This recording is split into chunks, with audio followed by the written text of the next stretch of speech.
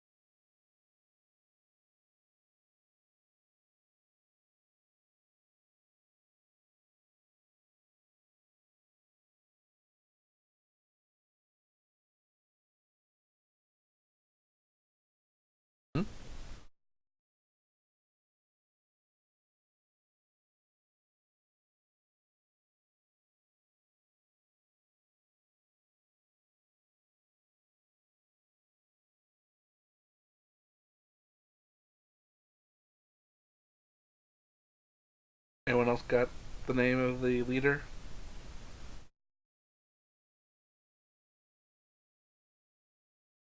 Group? Players?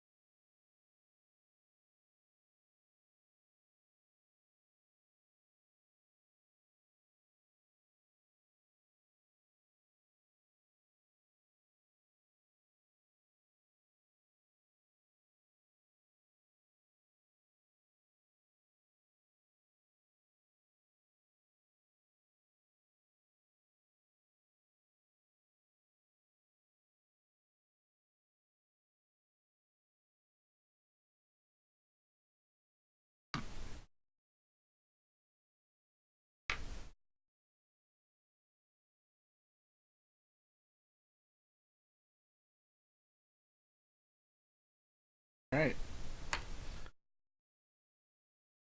so, you guys have cleared out these bad guys and dropped a couple bodies as they float gently down the pit. What do you all do now?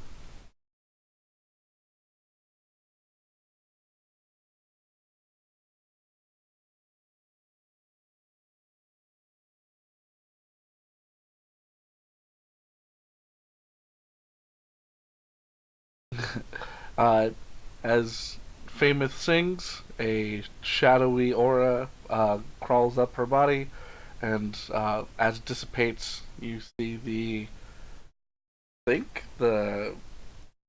leader person. That's the person, the Skyweaver.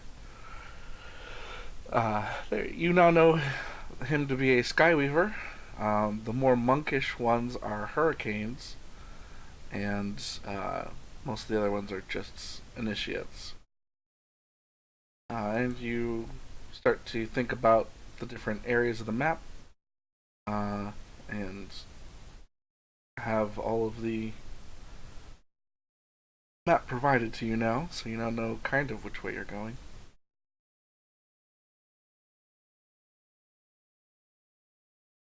You can continue to reference the hand drawn one if you'd like to, and compare it to your knowledge of what the rest of the map looks like. It does tell you something about where you should be going. Well, it he said while he was drawing, and then you go up here and it kind of goes off to this place. I'll draw that over here, and so there's actually a second place that it led you to.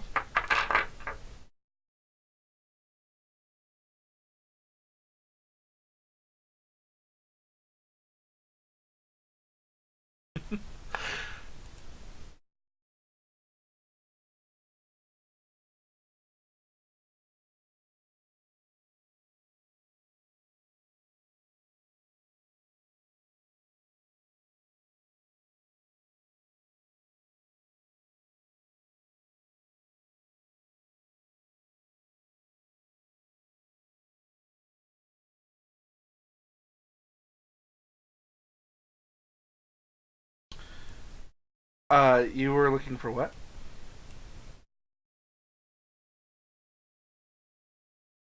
Oh, uh, yes, you would know that Arisi would normally be up the steps, in this room. Correct. Um, but you also know from this guy's knowledge, as well as someone who just communicated with you, Arisi is not here in the temple.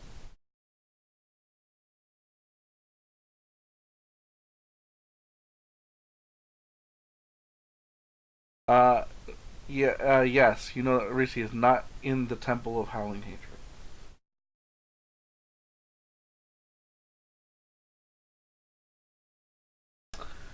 Yes. When you start to think about where else it would be, you distinctly have a memory from this priest that you've inhabited, or that you are inhabiting, of Arisi and a few of her followers gliding gently down this pit.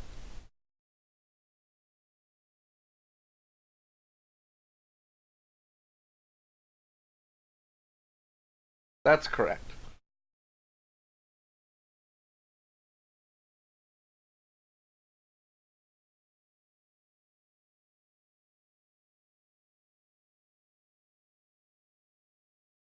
The bodies are that you drop down the hole are gone.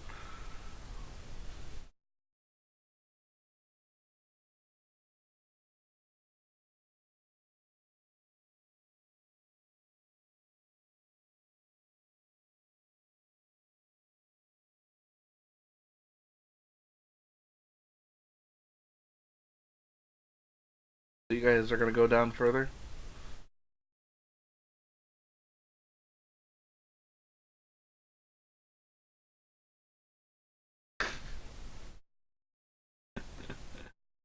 Uh,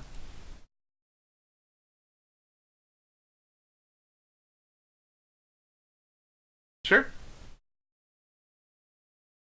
Do a disguise check for each individual person. Say who you're doing it for first.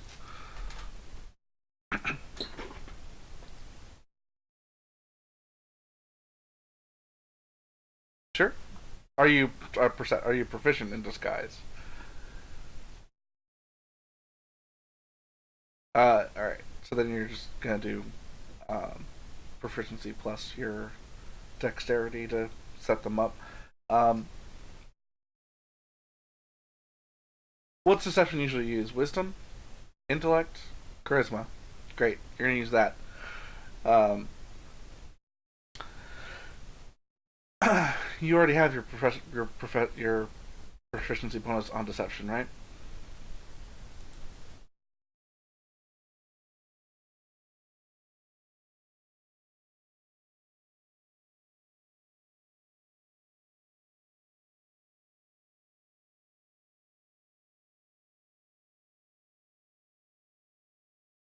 Yeah, you broke off as you said it.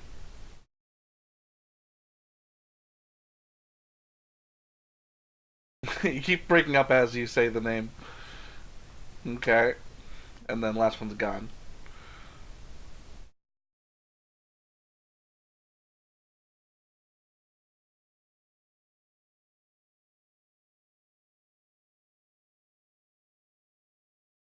Okay. All right. Do you disguise everyone as initiates? Do you disguise them as guy priests? Okay.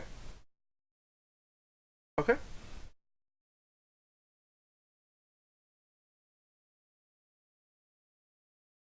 Um. Yeah.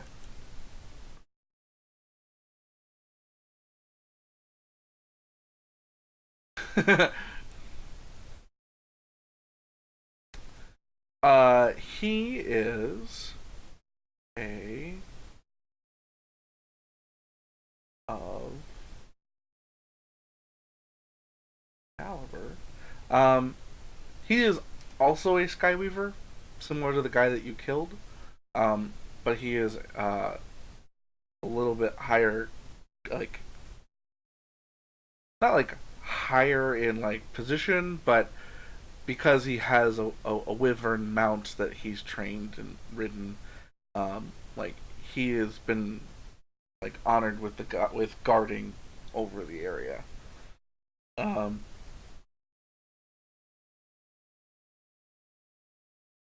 he seemed to let you go. If he had any problem with all of you, he would have done something about it already.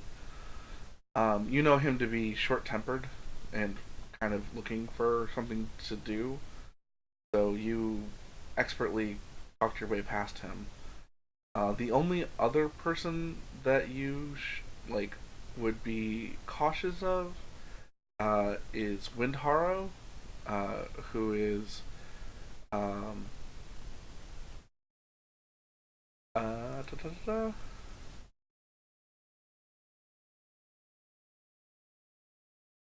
not who is currently training a bunch of air cultists to be a band of flutists.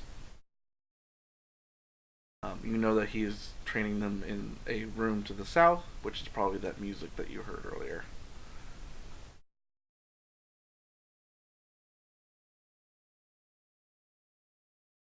Yeah. Well, if they are all playing their flutes at the time. Yeah.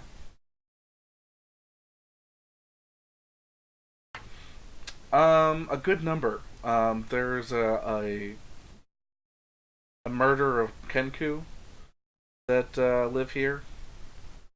Murder being, flock for crow. Um, there's there's a number of um, their initiates that are kind of all over. Um, Probably somewhere between 30 to 40 people. Yeah,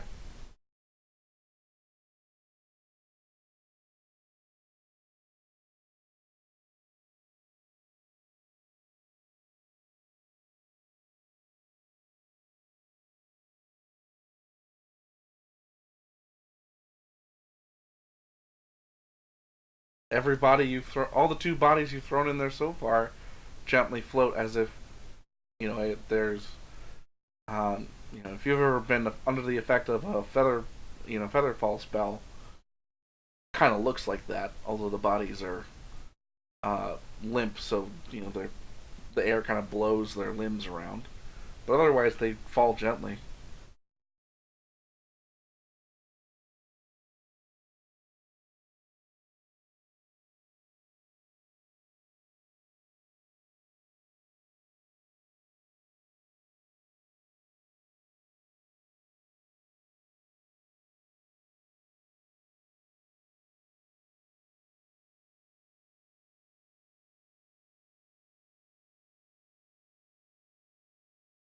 Okay.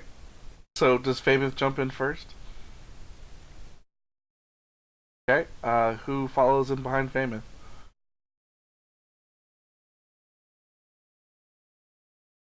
Um, you remember about you remember four of them traveling with her.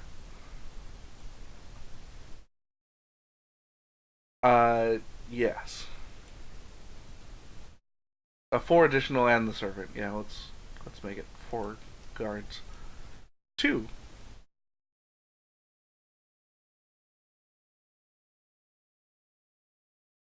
Okay. So the two. So I have Famous and then um, Dragon. Does Sense or Gansaku drop as a lifeless body first?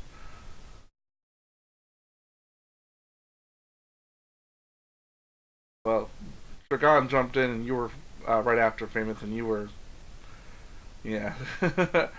So you run over and drop and then Sense. Do you want Vork to go before you or after you? All right. Too late. He pushes you in.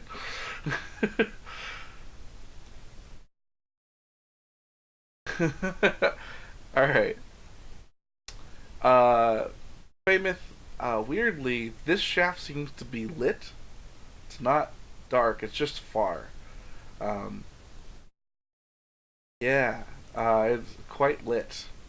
I am an adult and but young and carefree with the new terminology of the youths. Things are lit here. Hello, fellow kids.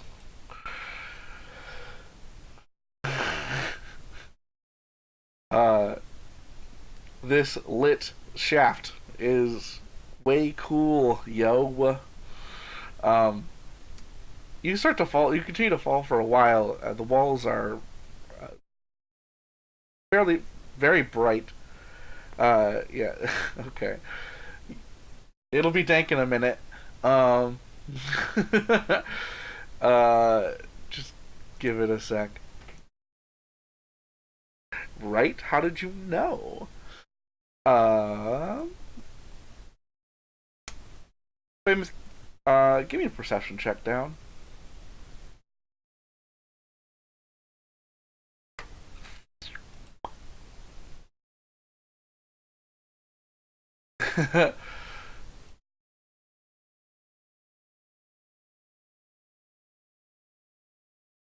Yeah.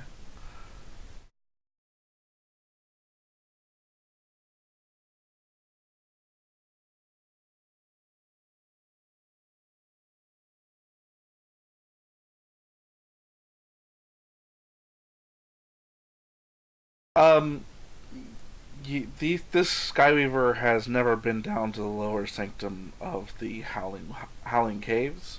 It is only for Arisi and her closest trusted um, companions to travel to. They also know. You also know that bodies have been sent down in here as sacrifices, but you're not sure what happens to them when they get down. Yes. Uh, so you rolled an A3. What's your total perception? Okay. Okay. I see. Okay. Yeah, it is too bright for you to see. Dragon, give me a perception check to confirm that. No, it's too bright for her to see. Maybe you could see better. I know, because you've changed maps.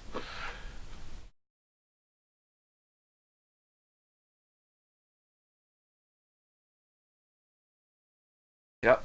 So bright. So bright. Uh, Flailing Corpse Man #1, Gansaku. Give me a disadvantage perception check.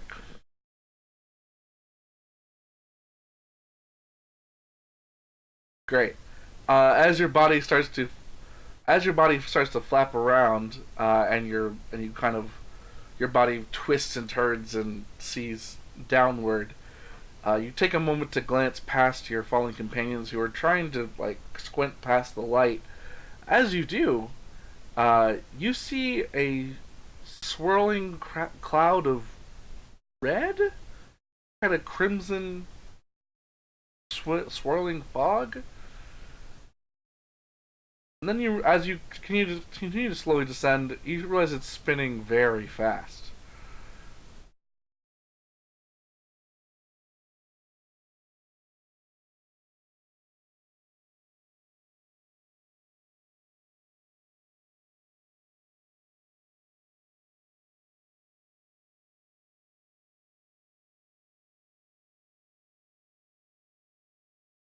Absolutely.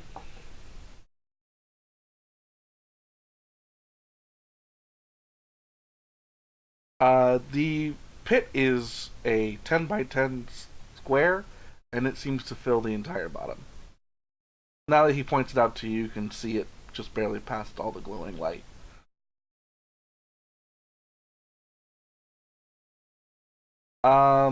2 rounds.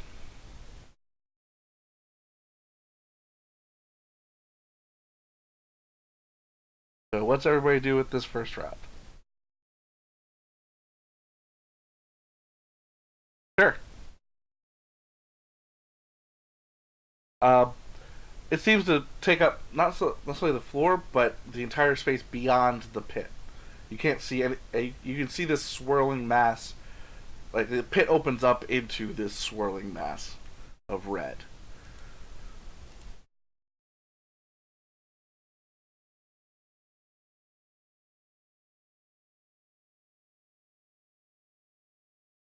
Yeah. Mm-hmm.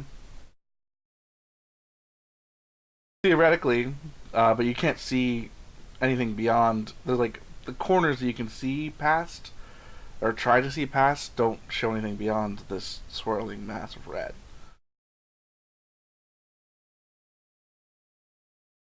Dense, yeah, you also see this swirling mass and the pit leading out. Um, a little bit of maybe reaction time at the end of the next round to try to get out of the way, maybe, but you guys are unsure.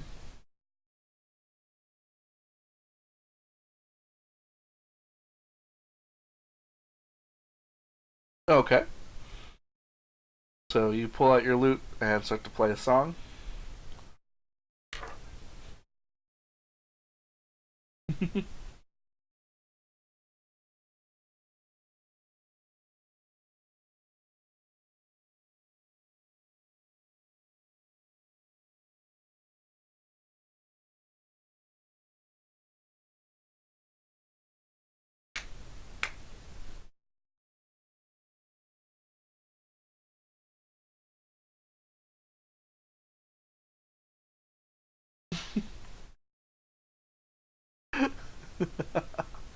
Perfect. Uh, you feel a magical aura uh, kind of float in around you, a sparkling light coating your body, and you seem to have control over your movement in all directions.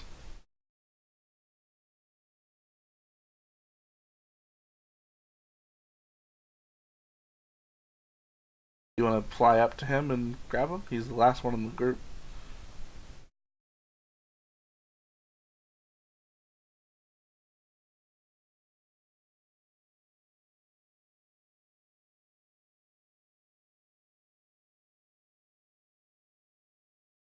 I think so.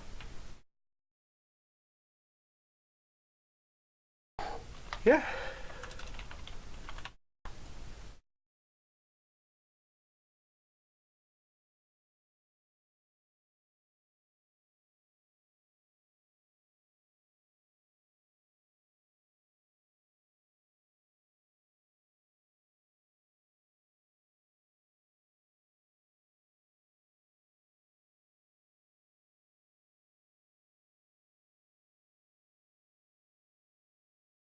Yeah, you have a flying speed of 60. So you fly up and grab him.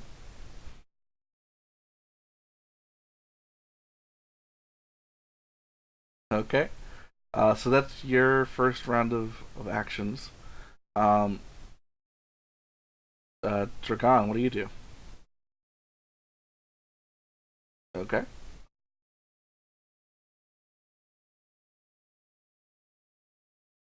Sure. Uh, Give me a strength check or athletics.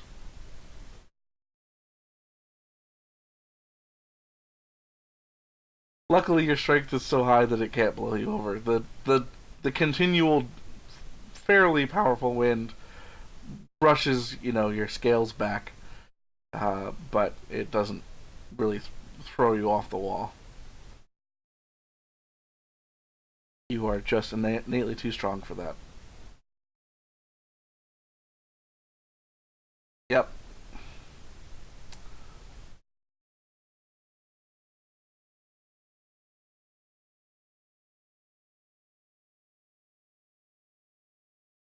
Yeah.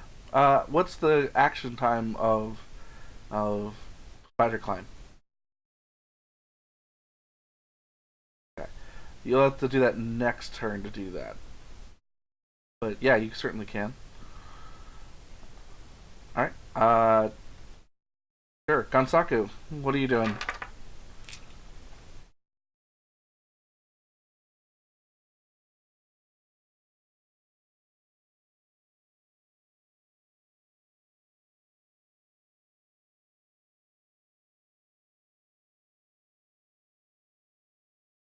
Sure.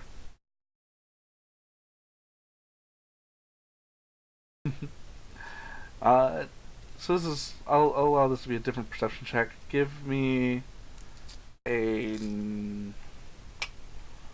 uh, nature check, Arcana check. Either one, whichever's better. You have no idea.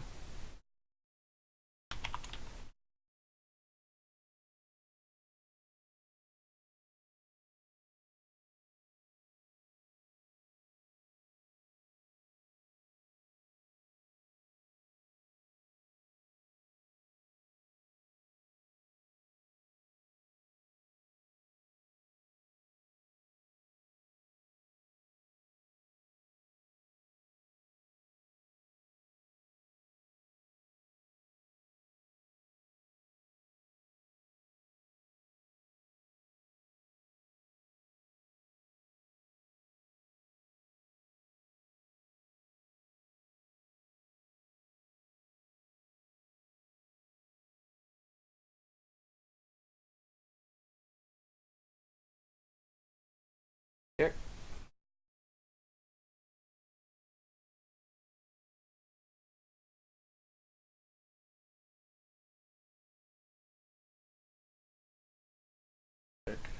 Actually, give you guys a map to work off of.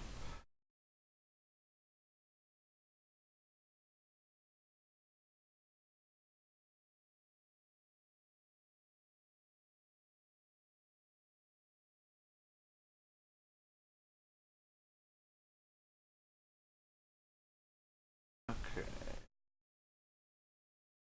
We're gonna see a very small square.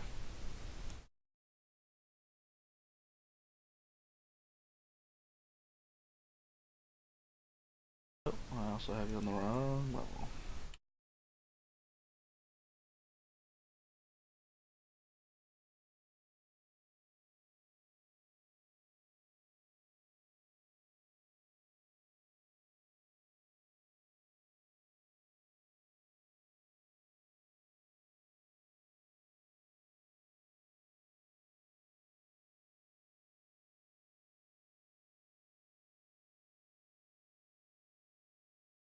Somewhere in the top right should be some kind of square you can see your characters in.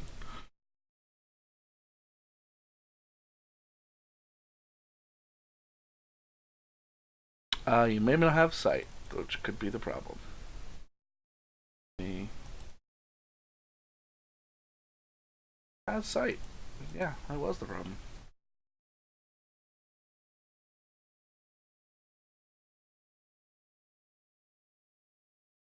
Right, Dent should see something.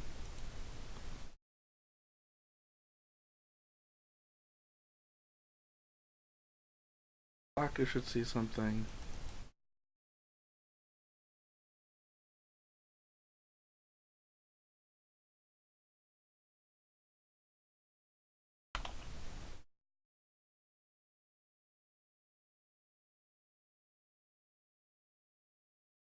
John should see something. Weymouth should see something.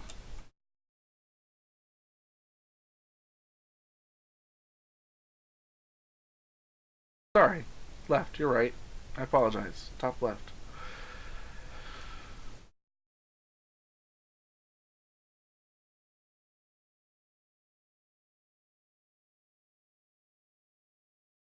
Huh, left. Should be topish and leftish.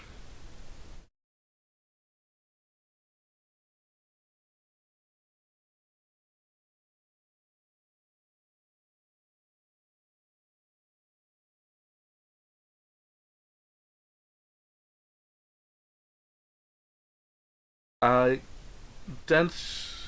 Uh, Actually, Gonsaku and Dense, I think, just both gave me perceptions. I don't think you guys actually did anything. Or no, Gonsaku, you were just doing insight. So, um, or Arcana. So, what action are you going to take, if any, Gonsaku?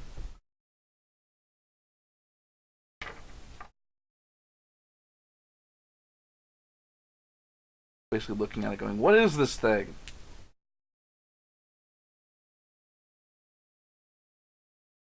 Yeah, you're still in your first round of actions.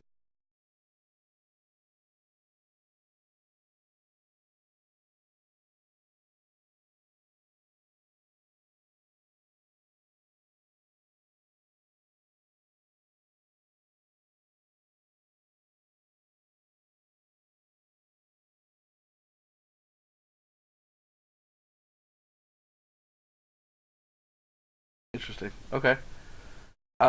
So give me a ranged attack with disadvantage.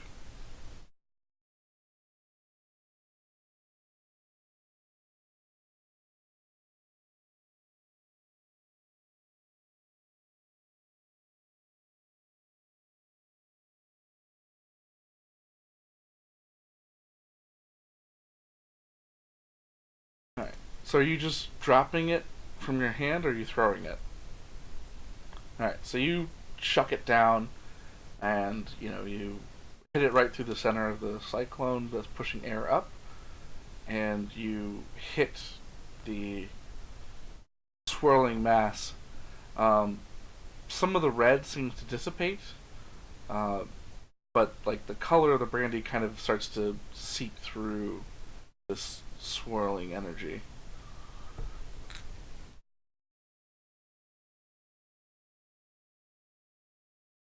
It hit the swirl and broke.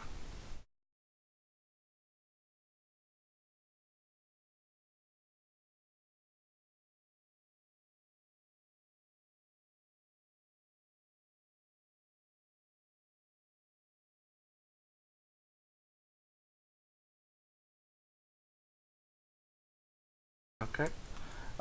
Dents, what are you doing for your first round of actions?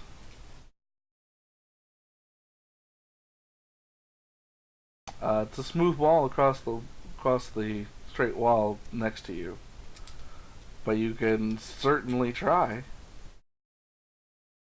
Look for any little grip that you can get.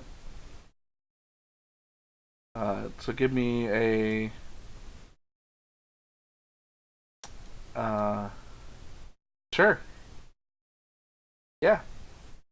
So you pull out your gloves of whatever they are, the sandstream gloves is what we'll not call them. Thank you. Uh, and start to and like cut yourself a little ledge to hold on to. All right. Let's see.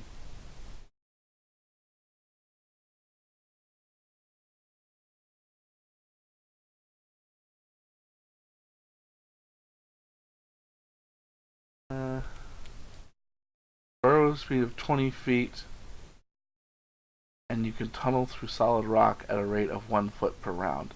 So you take your claws of the Umber Hulk, equip both of them, and just tear through a foot deep into the wall and grab onto it. Give me an athletics check.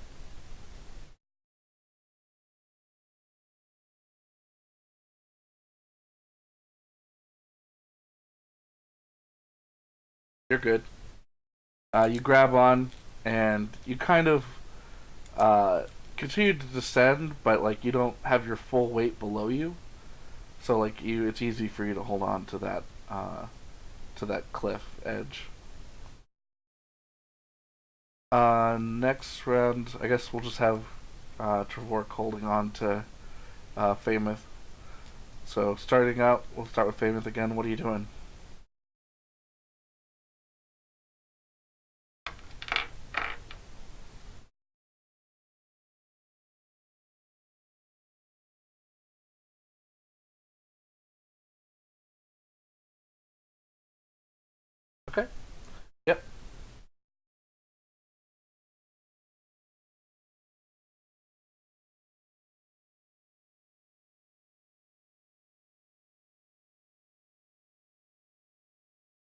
Dents is holding onto the wall.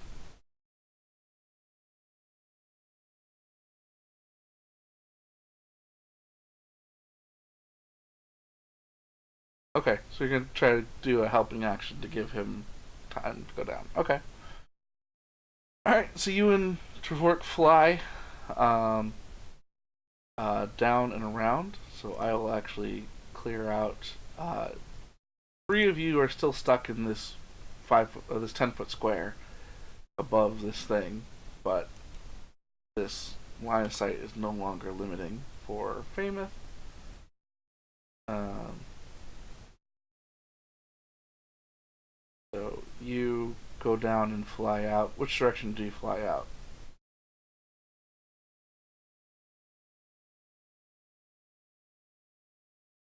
Okay.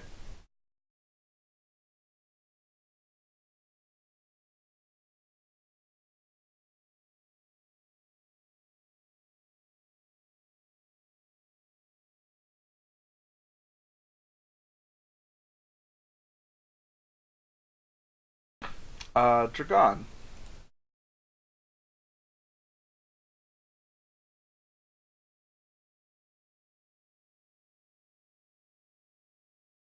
Okay.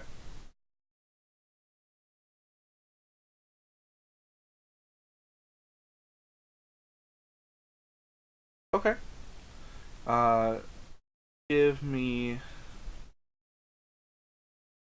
an attack roll.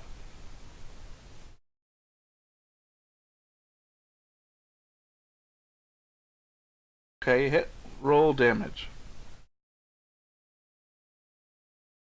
All right. Piercing is enough. So you pierce with your trident into the wall, and it cracks through the stone, and a little bit of frost kind of tinges up on the edges of the crack. But you have a hold from the trident that someone could grab onto if they needed to.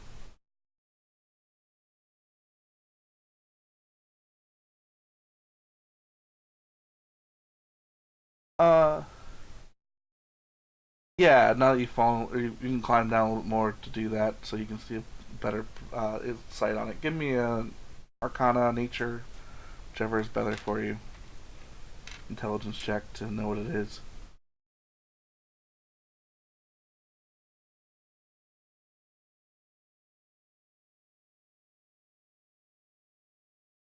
It's a Jigglypuff seen from above.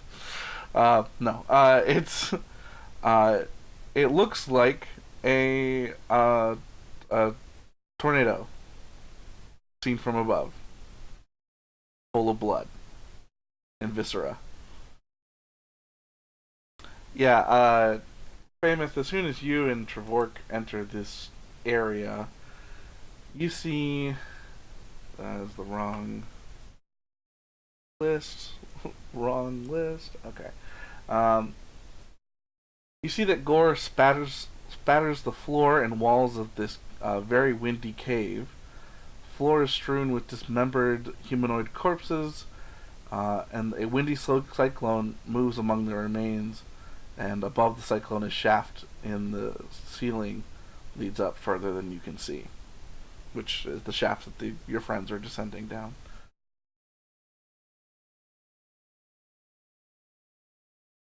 It looks like an air elemental.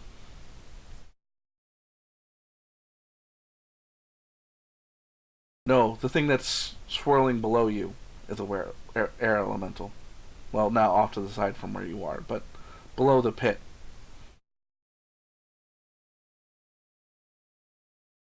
Wow, flipped mentally. I see what you mean.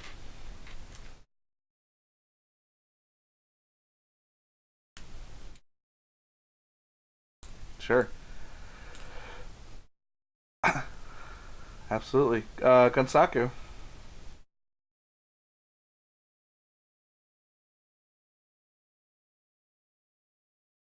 There is a. You're still descending, but there is now a trident below you that you can grab onto to stop your descent if you'd like.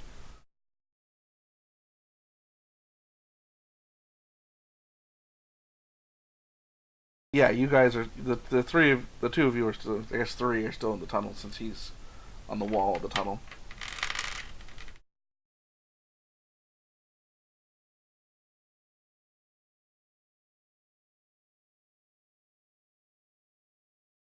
Hasn't seemed to.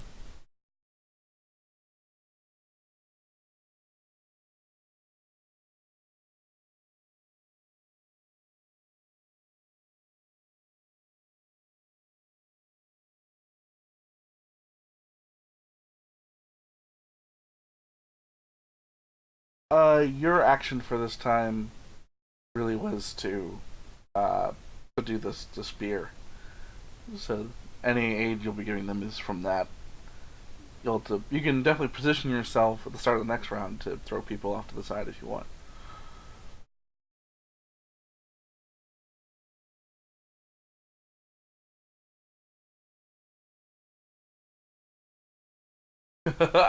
Okay.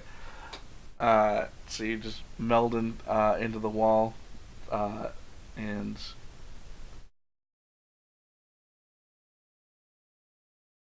cool. I'm gonna put I'm gonna put you here.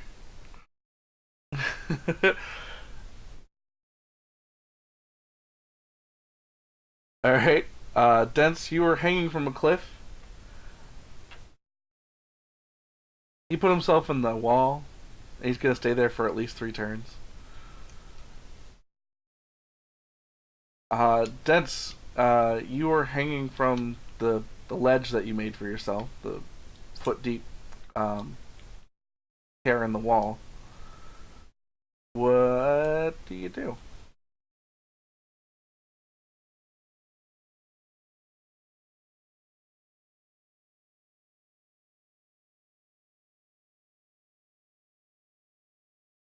Okay. You can do an athletics check, and you can have advantage with the trident. You can use that to kind of swing from. So you're trying to go out the way that Trevork and Famous went. All right. You jump yourself down and land either 5 or 10 feet away from the elemental, whichever you'd prefer. Now there is a swirling mass of tornado next to you. Famous, you are, I would imagine, still toward the ceiling. The ceiling in this room is 30 feet up. The elemental is only 10 feet tall. So you're still about a good distance away from it. I'll give you the fly element. And here's some wings. Magic gives you wings.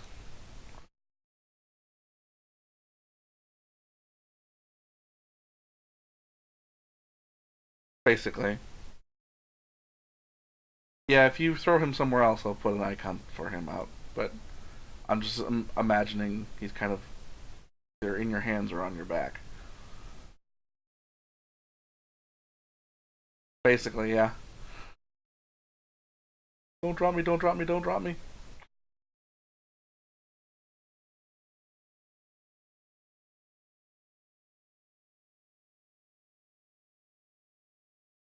Okay. Um, so that is everyone. I'm actually going to have you all roll initiative now.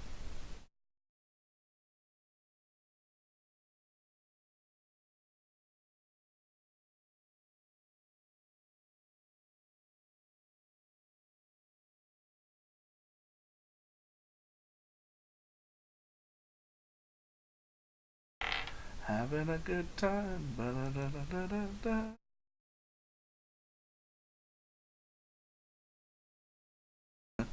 Even better.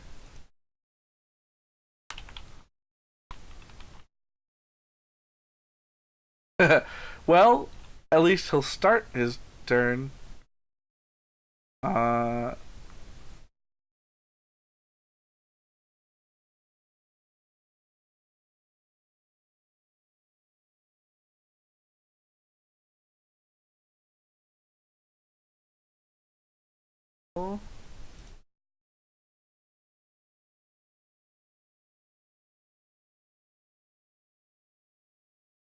Oh, they're here, and there, and there, there, and there.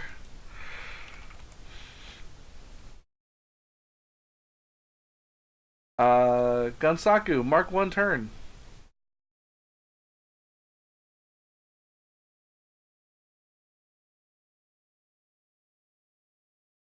Air Elemental's gonna go. And since it only has one target, it attacks Dense twice.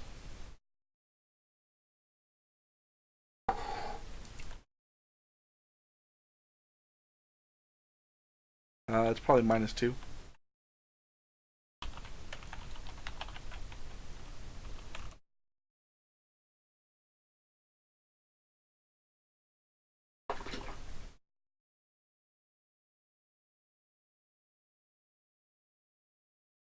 What?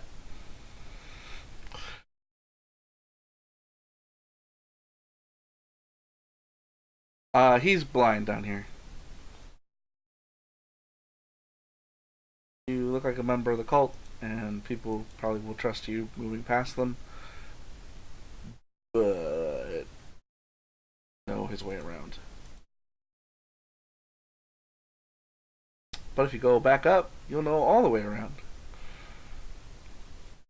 Uh, 14 to hit. Sense. 19 to hit. All right.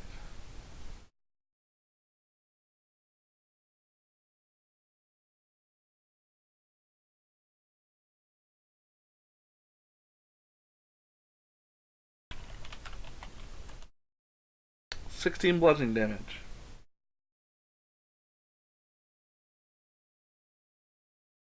Yep, 1/6. And it's your turn.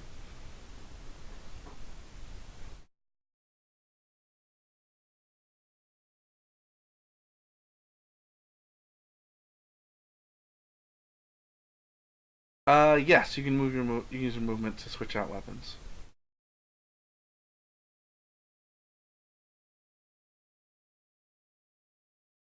Okay. All right.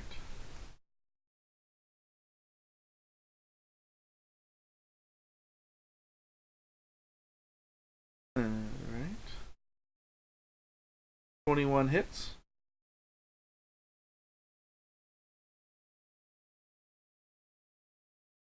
Um, so your piercing strikes through and seems to tear away to them, but the thunder seems muffled in his swirling vortex.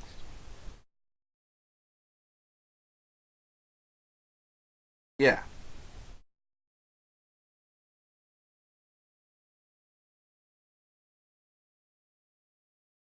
That hit.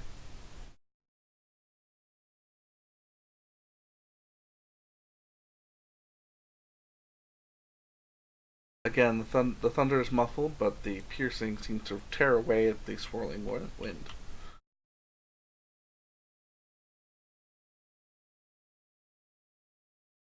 Uh, Dragon, you are standing approximately 35 to 40 feet above this thing.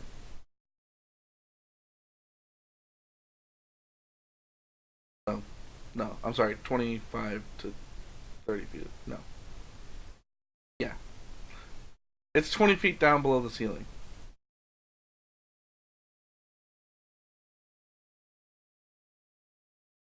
Yeah.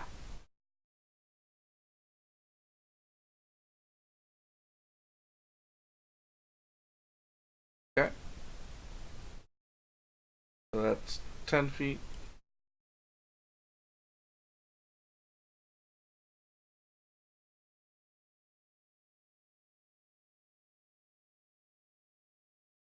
Yeah, if you're staying along the ceiling, yeah.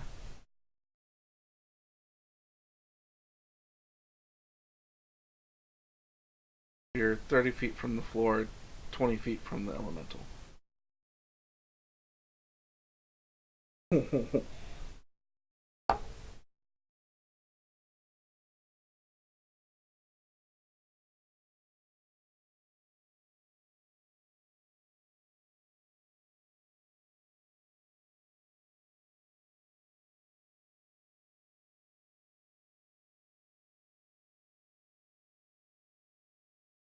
Spider Glen. Oh, they 2.5 squares? Whoops. How is that?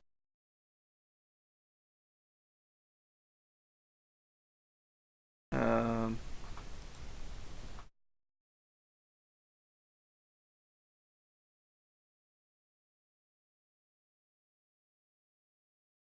Oh, wait.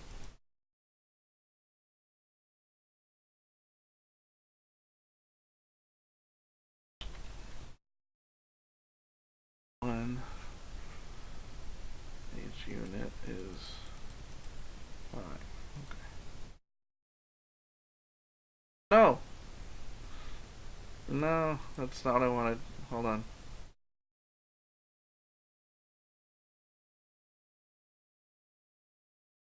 Five. Yes. 10.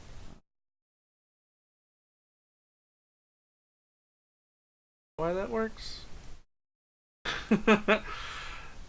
Not gonna question it.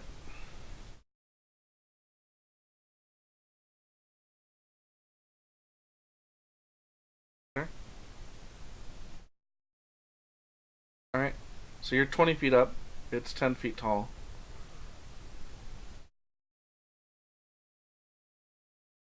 Uh, if you were closer to it.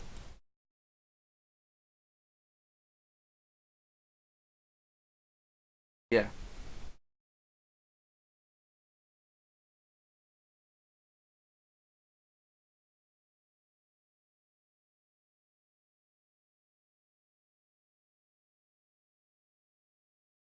Okay.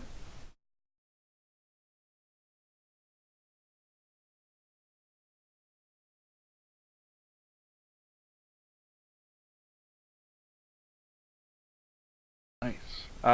Both hit.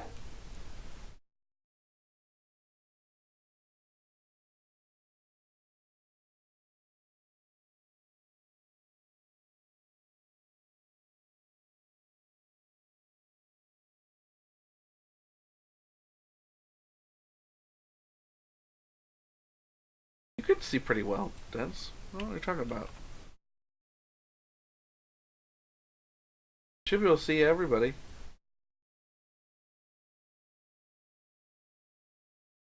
With the repelling blast, you try to, but it seems to not be able to be budged out of that space.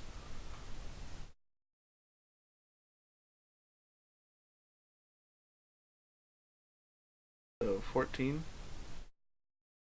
total.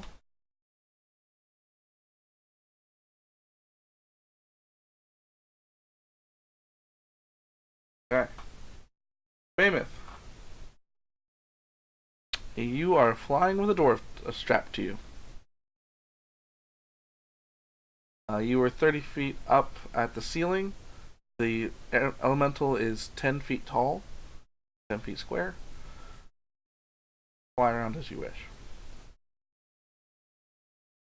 In fact, the your warlock just tried to push it out of position, and it would not move out of that space.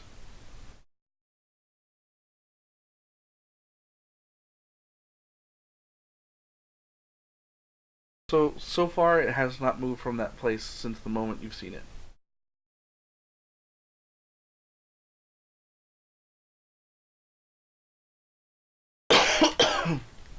No, this doesn't seem to be.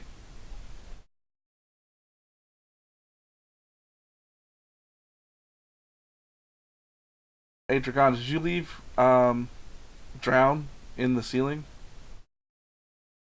Okay, so you pulled it out.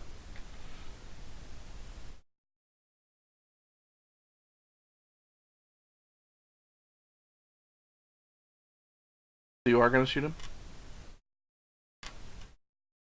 Okay.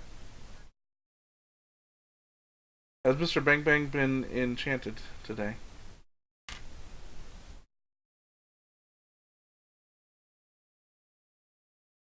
I just know he would go back and forth between people, but I don't know if that's still true or not. Or if it was always Mr. Bang Bang he enchanted. Ah,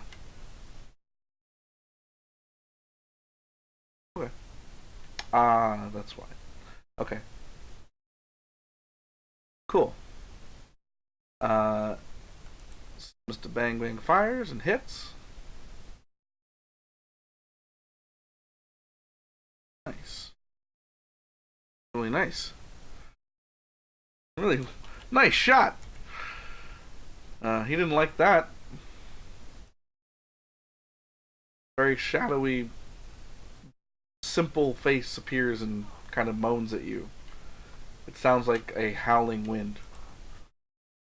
Gunsaku, mark another turn. The air elemental, continuing to only have one target. Attacks dense. 17 to hit dense. 23 to hit.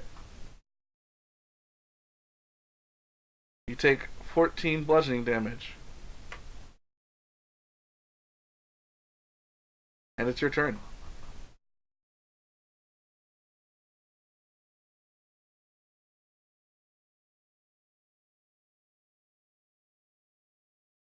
Okay. Aegon, how far up the shaft did you, before the opening in the ceiling, did you meld with stone, do you think? 20 feet?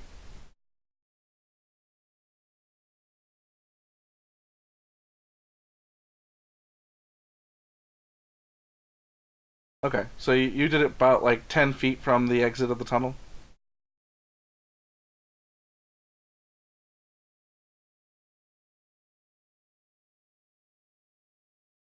Yeah. Alright, just wondering. Alright, 16 does hit.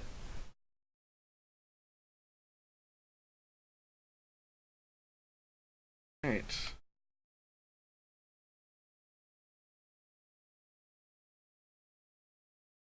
Still going. Still swirling.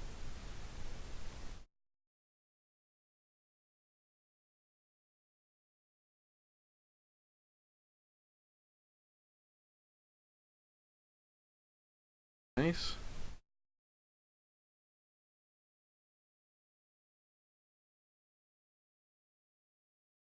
Okay.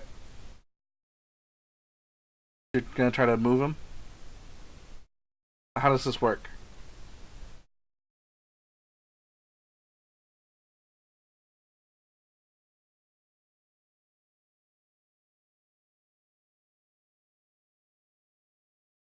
On your turn, you can use a bonus action to try to shove a creature within 5 feet of you with your shield. Alright? So the shove action itself is a action. Shove. Where'd you shove? Shove a creature. Use it. It says a bonus action. Either knock it prone or push it away from you. So yours is to try to push it away from you. Um, I think yours specifically says use your shove action. For the, oh no, use try. Yeah, you can try to knock it prone. Okay. Um, and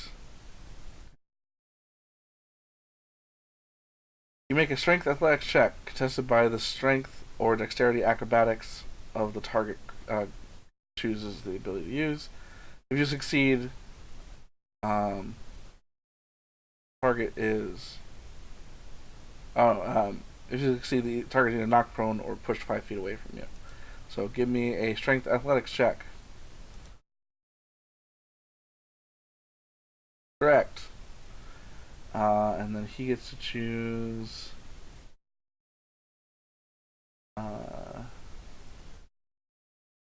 Right.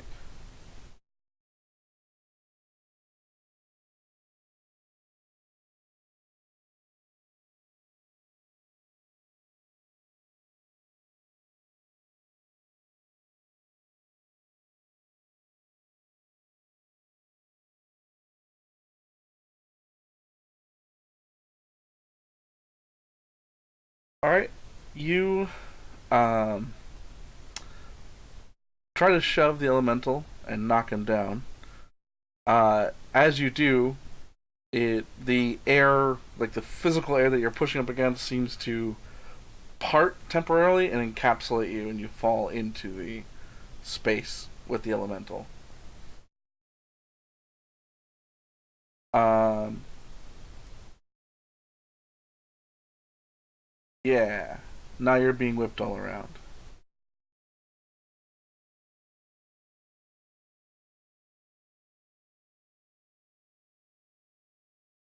Uh, Elementals are immune to the prone condition.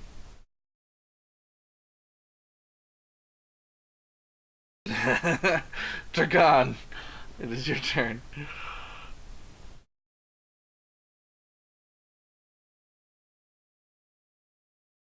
Okay, sure.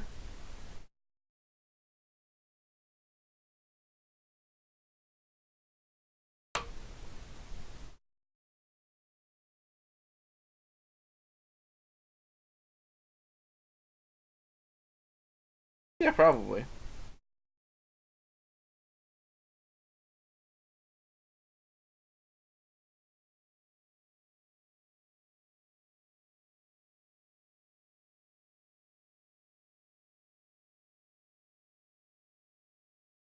Sure.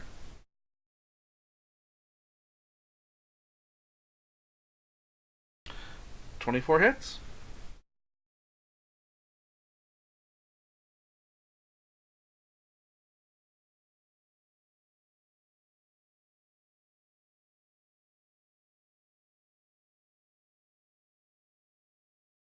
Nice. So 11 piercing and 4 cold. Um, the 11 pierce and all the cold damage seems to affect it normally. Um, as you do that, you seem to strike some vital part of the elemental.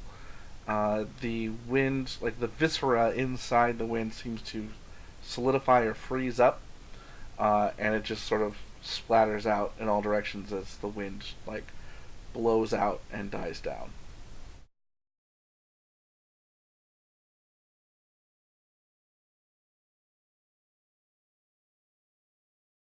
and it's gone.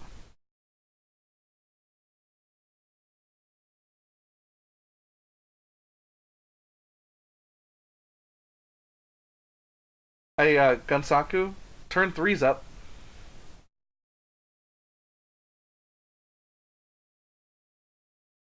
You you start to fall 40 feet. There is no air anymore.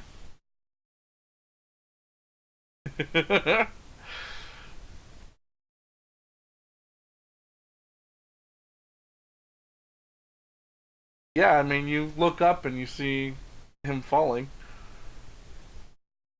Do you want to break his fall? You certainly can.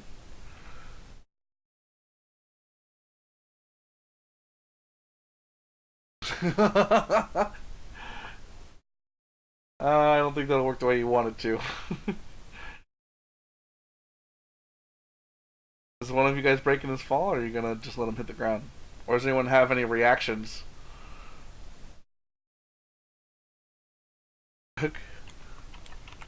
Alright. Uh, you both are taking 6 bludgeoning damage, Dragon and Gunsaku, as he falls, as the boy falls on top of you. You took half of his falling damage,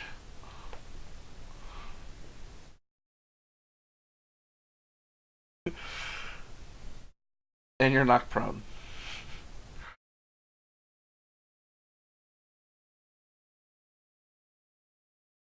I mean, do you both want to break his fall? I I only heard you saying. I heard only you saying it.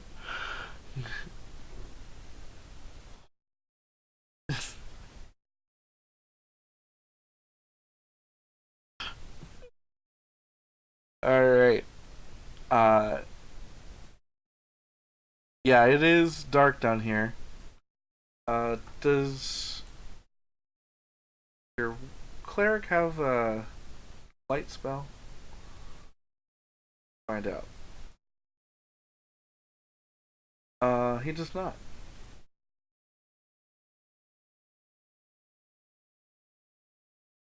Oh, it's a cantrip, isn't it? He doesn't have that cantrip.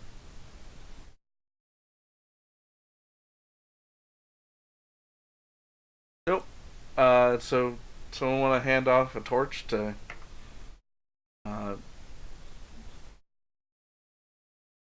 to Dents?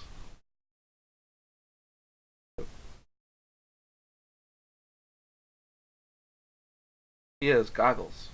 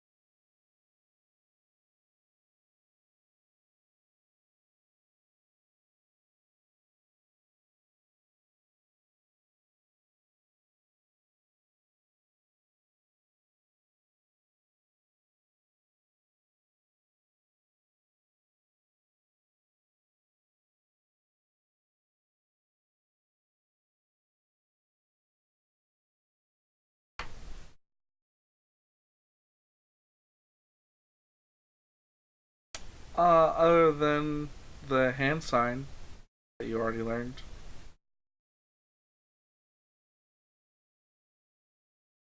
Are you only able to see 25 feet? Because you should be able to see further.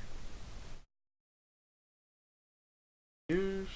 Oh, is it got this same fucking problem again?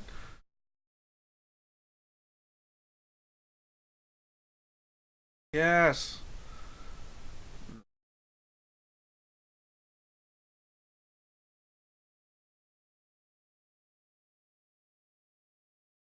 That's not their problem.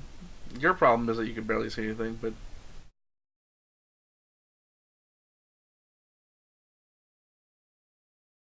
Gansaka, you should be able to see 60 feet now.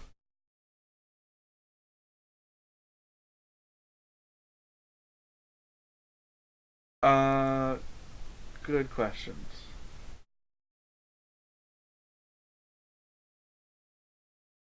Blood, bone, and viscera. No. Stop moving. If you would like me to update your vision, please stop the movement.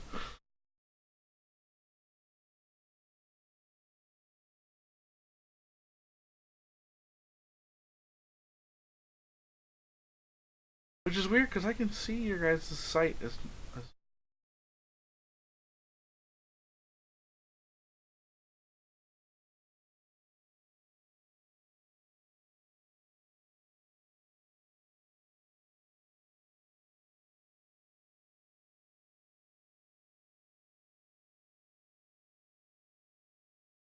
Alright. Then you should be able to see normally about 10 feet and shadowy out to 30.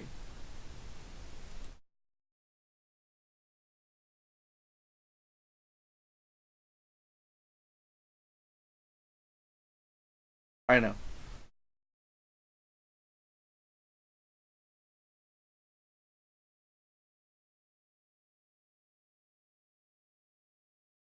Are you seeing shadowy out to about 30?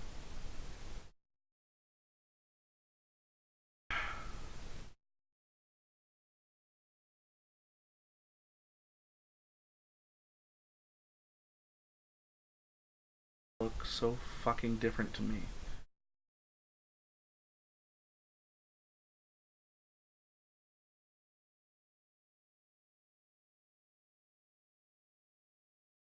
I don't understand.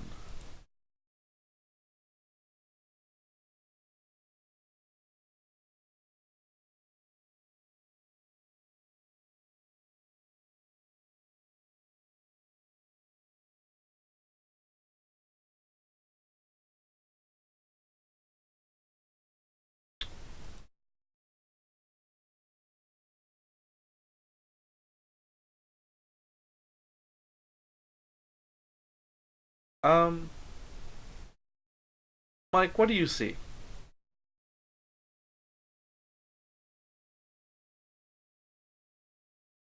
What's the range you see out to? Give me an arrow.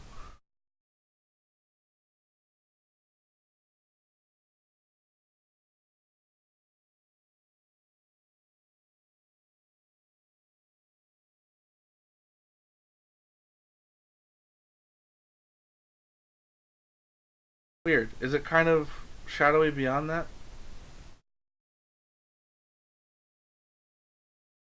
Yeah. Okay. So I have that flipped. Weird. Okay. Um. So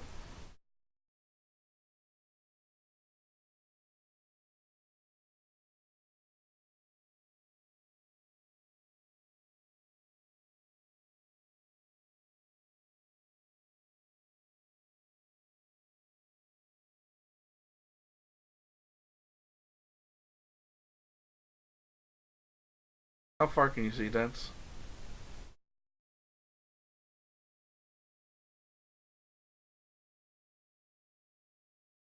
How much distance is pure light for you before it's shadowy? Cool. How far do the shadows go? Cool.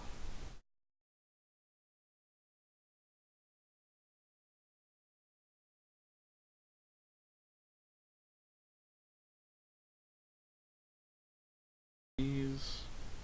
Okay, I think you all should be good.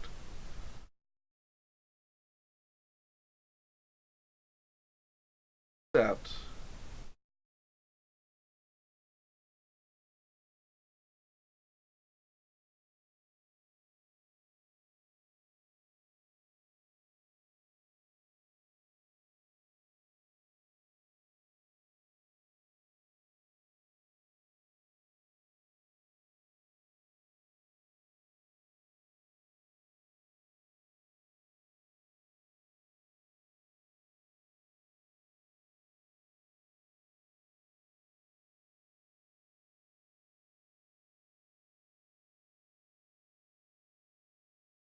um,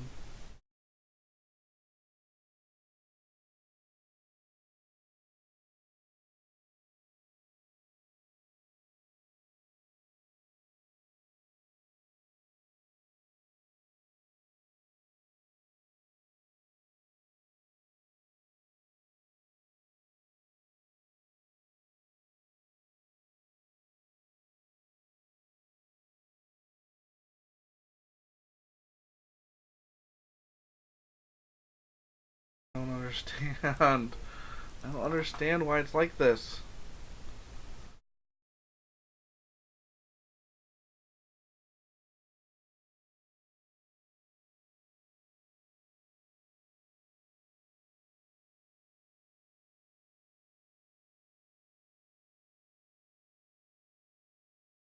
Whatever.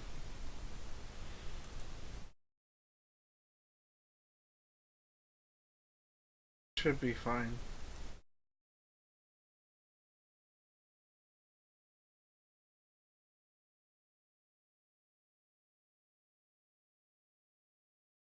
Alright.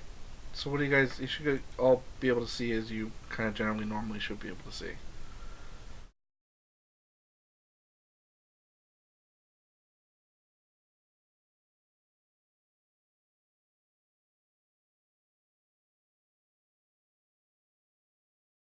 Okay.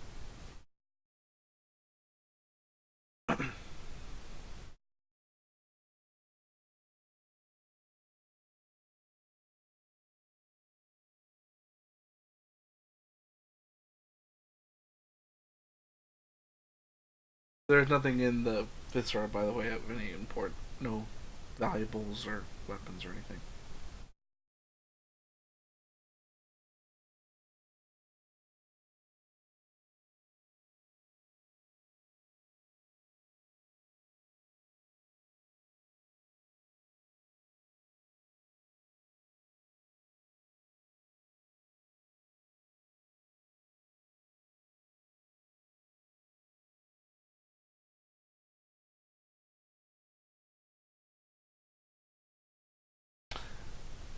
Alright. So Gunsaku's stealthing. How long is your flight spell?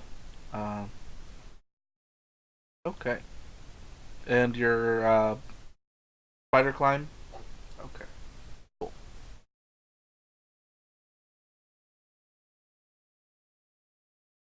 That's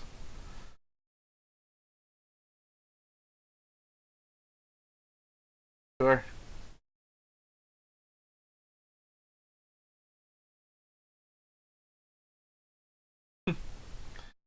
Um, so gone. You ahead. You just see kind of craggy passageways. The cave itself. Um, most of the cave ceilings are about. Most of the passages that you're traveling through um, kind of vary from 10 to 15 feet high. Any kind of big opening it kind of rises up to 30 feet. Um, there are no natural lights itself down here. And even though the um, elemental that you just disintegrated was causing a lot of the gusting in the cavern you were in before, you still feel gusts of wind, air kind of howling and moving throughout the caves, and it, creates whispers or howls depending on where you're standing.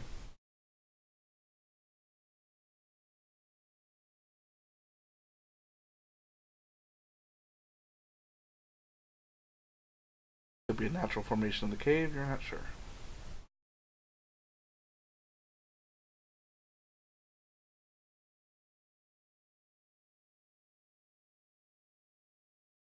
So where are you guys going?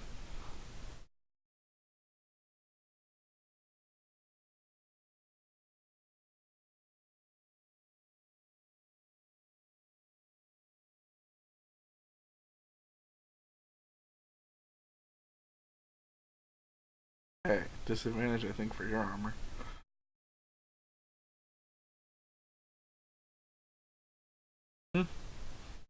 Mm-hmm.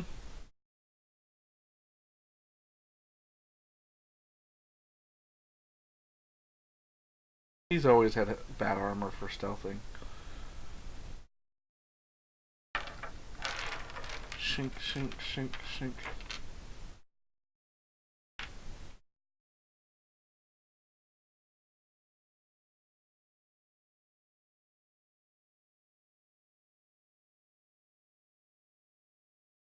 I mean, yeah. Basically, you're stealthing to not run into anything,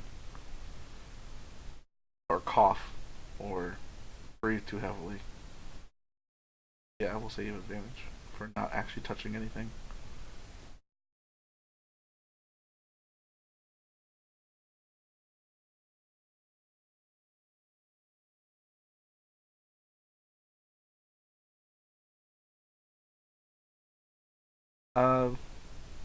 You guys can move at uh, 5 or 6 squares in a turn if you want. Where you've ended up, Famous,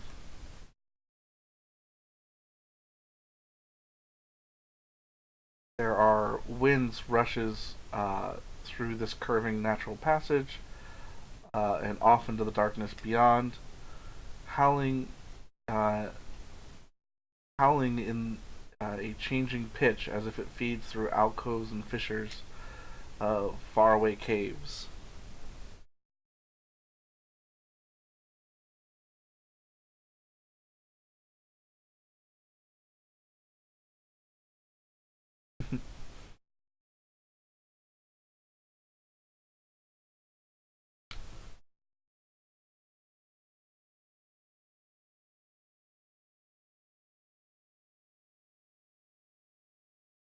Everyone, pause for a second.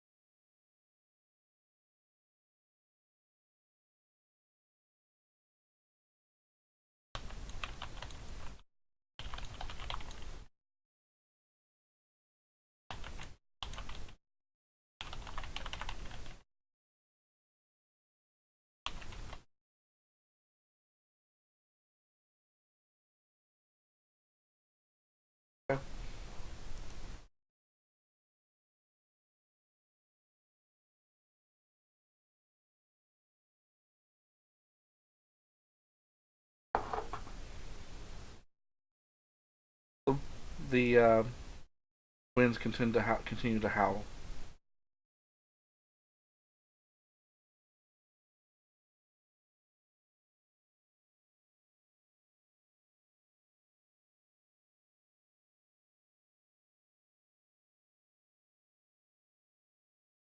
Yeah.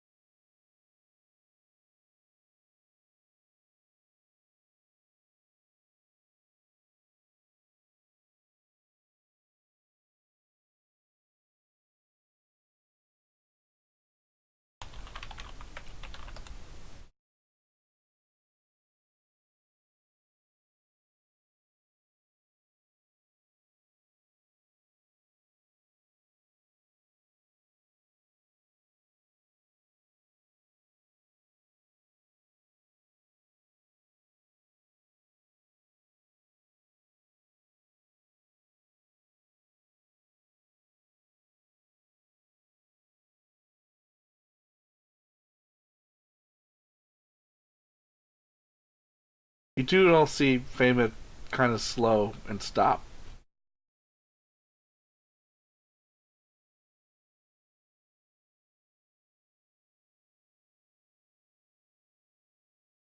Yeah.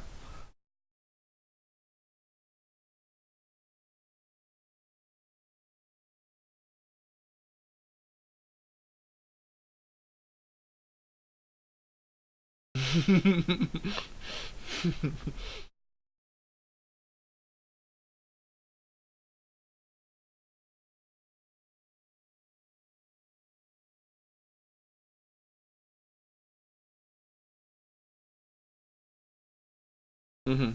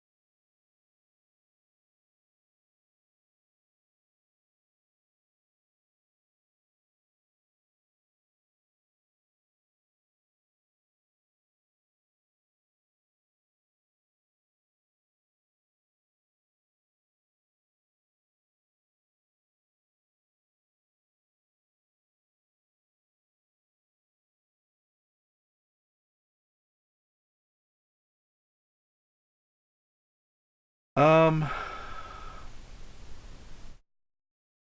mm,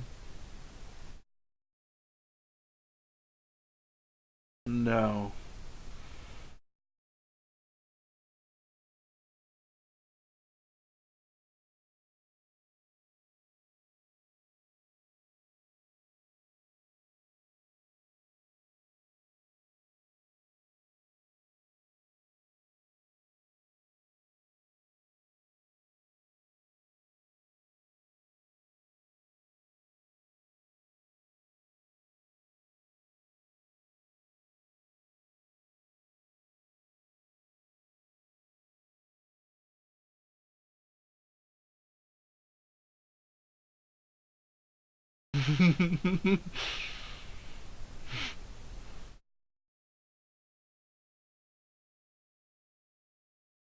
Okay. You continue to see stalagmites and stalactites and hear the sound of the wind blowing.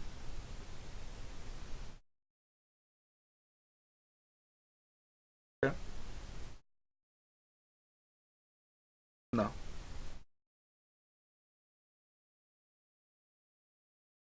Oh yeah. Yeah.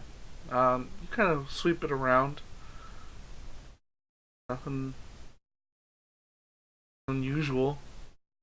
Nothing invisible that you can see.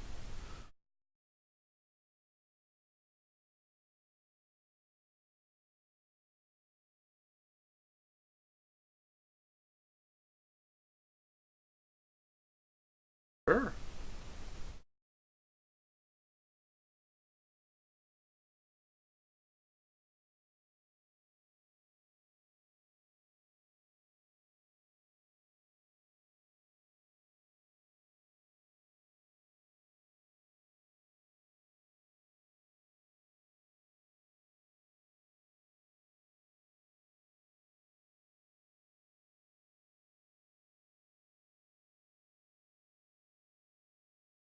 Yeah, you don't detect anything.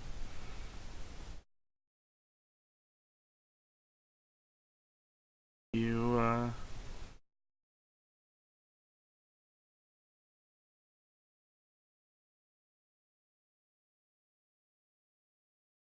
yeah, Gunsaki, you don't see anything out of the ordinary other than a winding cave full of an unusual amount of stalactites and stalagmites, and wind howling through a deep cavernous cave far below the earth.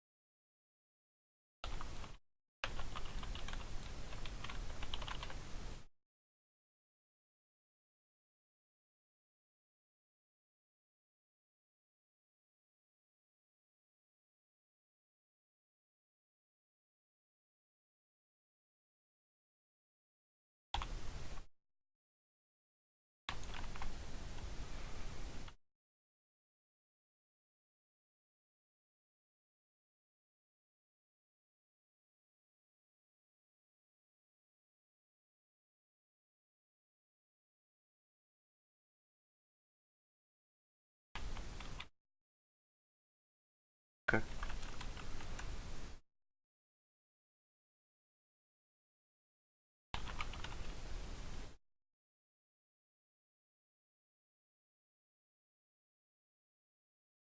All right.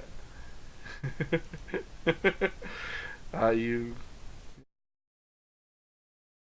good?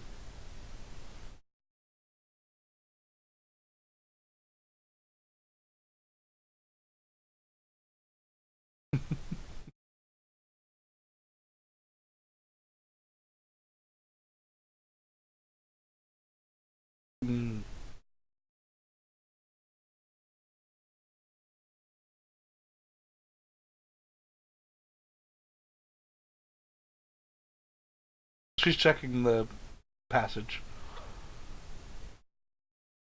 seeing if it just winds back around the way she was going.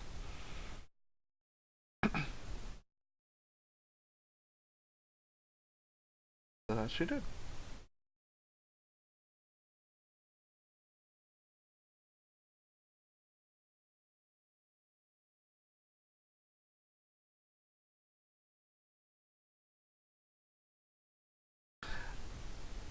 All right. As you go further south, the wind seems to die down a little bit, but you do see wind blows through this weird set of stalagmites. It seems to be a garden of some sort. Um, Rock formations are smooth and contorted, natural forms weathered to be chaotic and abstract. They don't look like normal stalactites, stalagmites, and columns. They're like weirdly shaped.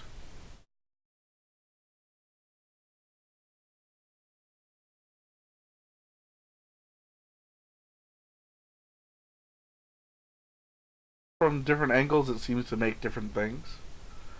Um, Sense from where you're standing, you can see faces of people that you've once known, past.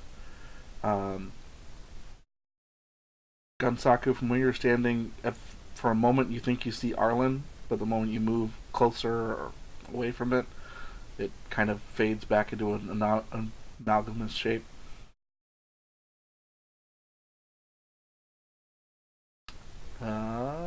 Good question.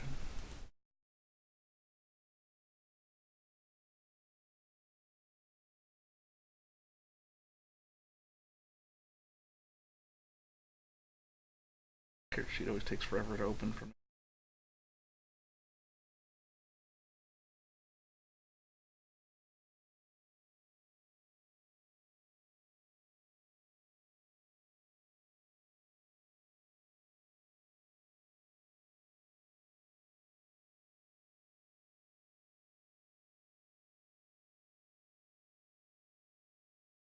Well, now that's gone and crashed on me. Alright, there we go. Um,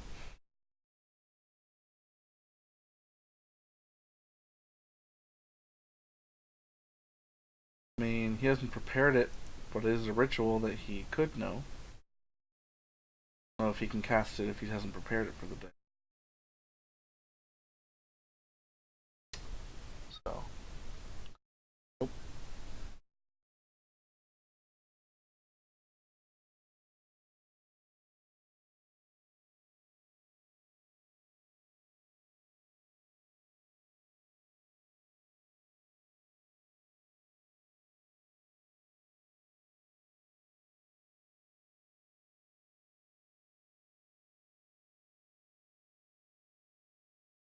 Alright, stop right there.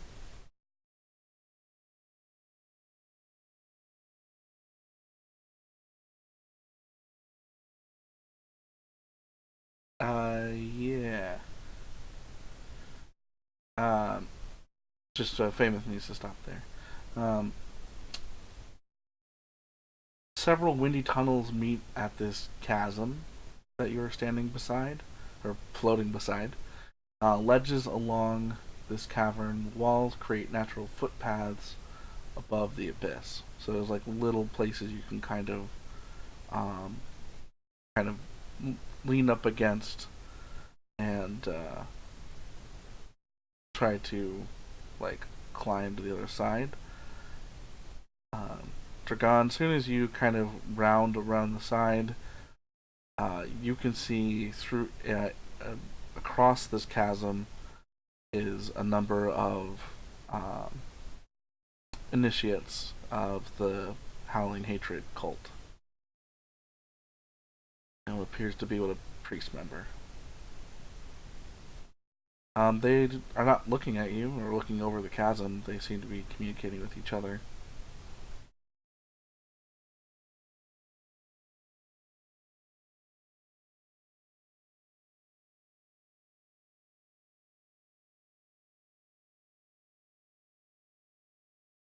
Possibly.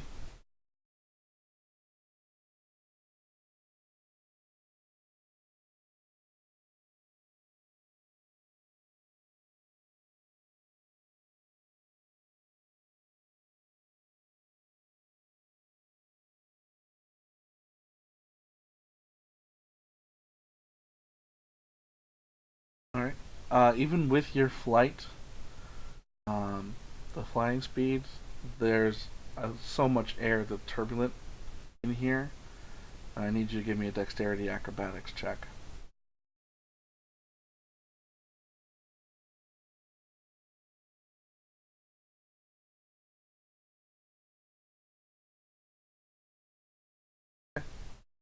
Yeah, you kind of like push yourself up against the wall so that the wind doesn't blow at you too hard.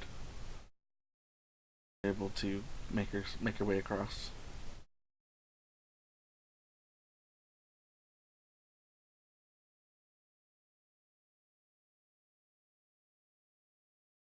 If you stop there, this cavern kind of opens up a little bit, and uh, they hear lots of whispering winds flowing through the kind of flagstone around you. Uh, anyone who's well, you'll have advantage with the spider climb ability, Dragon. But I still need you to give me an acrobatics um, check.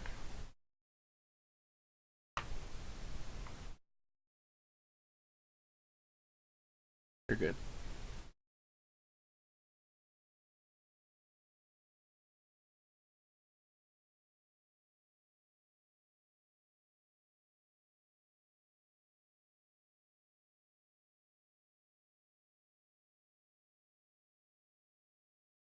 That too.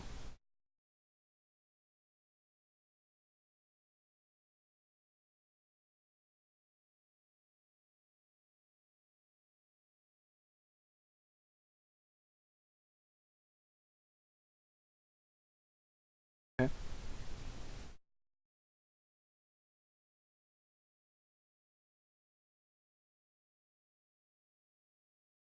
Yes, you may.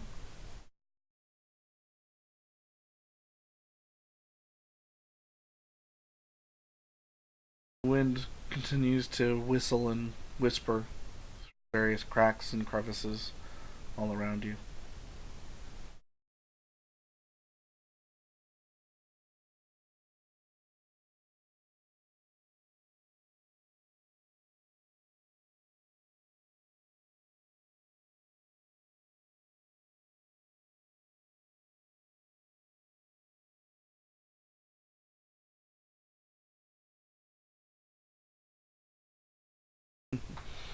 Okay.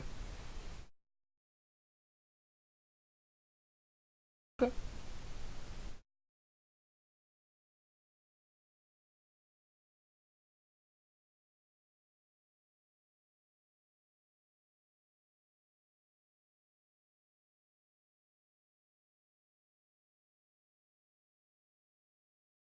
No, you're good to make it across.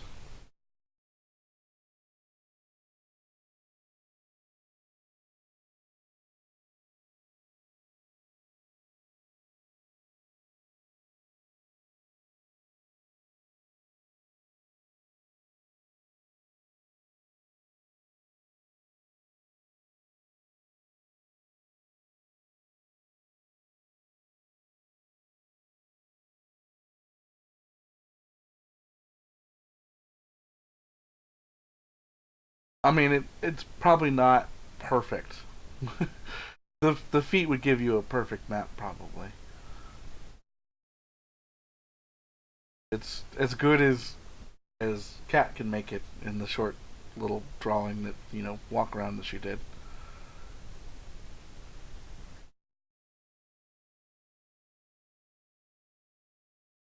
There you go.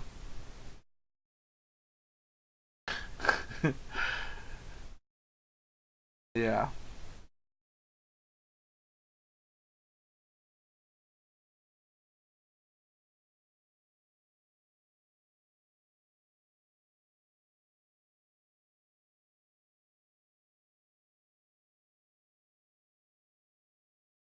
So in here, as you walk around, you start to see mushrooms everywhere.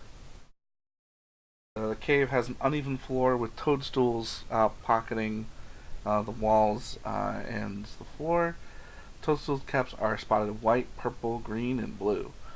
Some are low and wide as forest ferns, others are as tall as humans, their stems thick as tree trunks. Still others shed faint light, eerily illuminating a sloped passage um, leading down the shore of the placid body of water that also glows dimly beneath the whispering gust of air. Sounds of dripping water still continues to echo.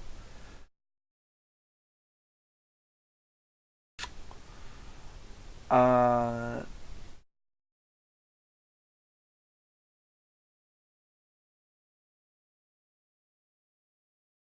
yes.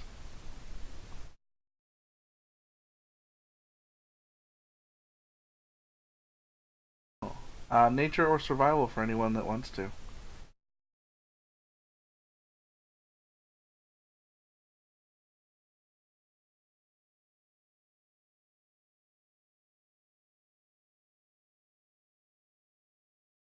Do. Um, you spot.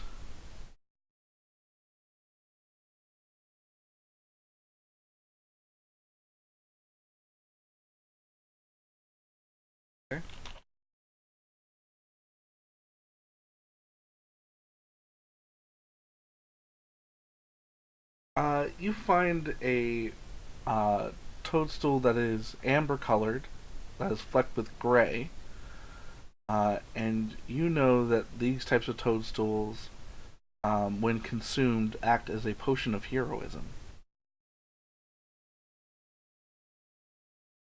Heroism.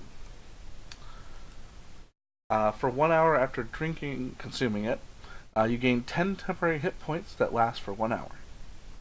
That is redundant. Um, for the same duration, you are under the effect of the Bless spell, no concentration required. Uh, yeah, that's how it works. For the Bless spell.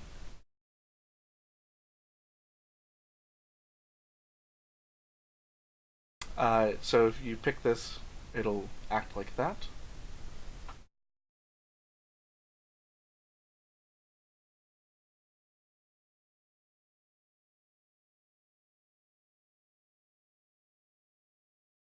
But you see him pick a toadstool of amber with gray flecks on it.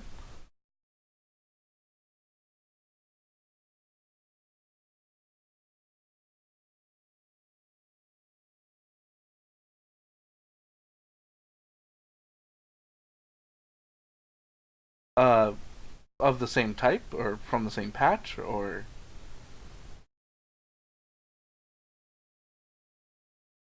okay. Give me a perception check.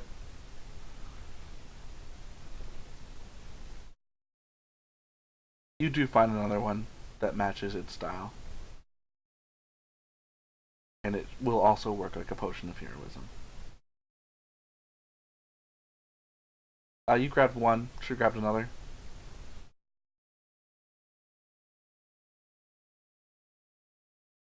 Any other survival checks?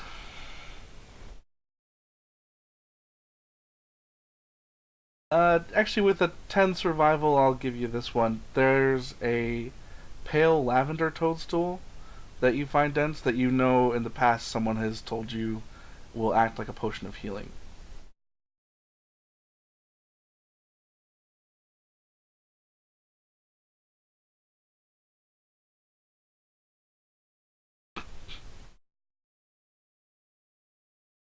Good in the tummy.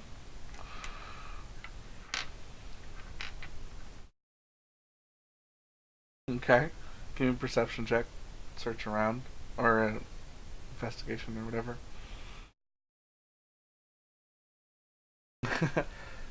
You find two more beyond the one that Dent's found.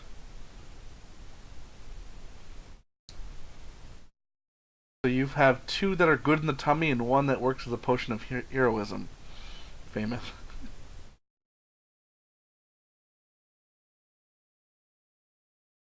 Um, That's all you get with the survival check.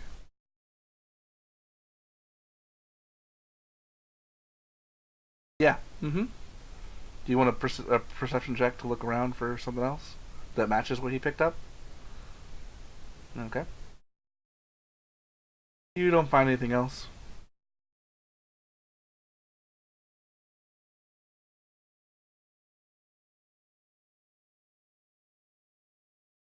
You have two. Dense, if he picked it, has one. Okay. Those are basically this.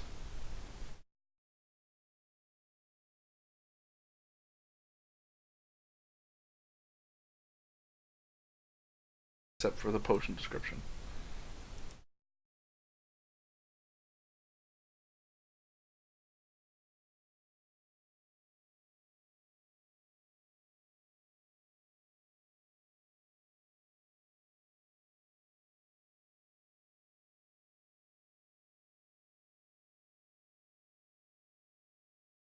Okay, so you're just looking for the amber one.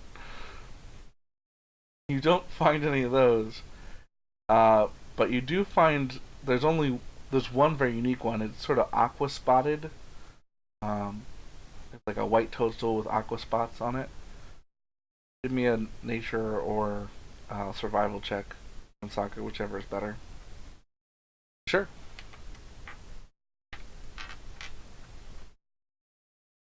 The advantage, you get a 22, and you know this to function as a potion of longevity.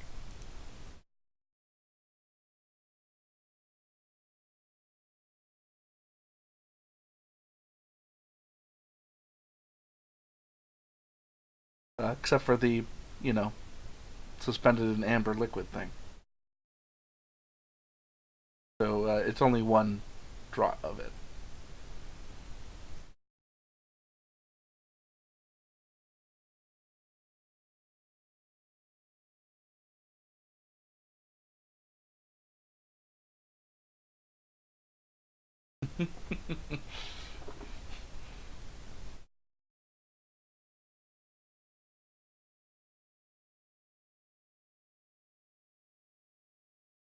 Well, it's minimum of 13 years of age. He would turn to 13-year-old. Yeah, I think you did actually age up our dwarf at some point.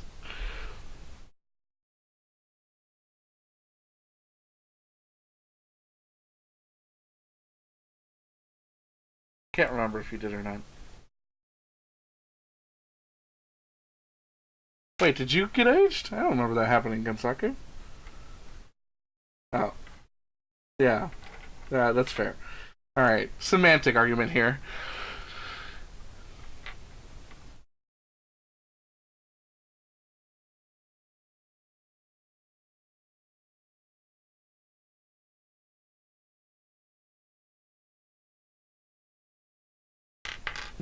That makes sense. Oh, you know what? He probably prepared that. It was probably uh, Trevork that cast that spell, right? So he probably de-aged himself. But he's probably also the maybe the oldest of the group. So true.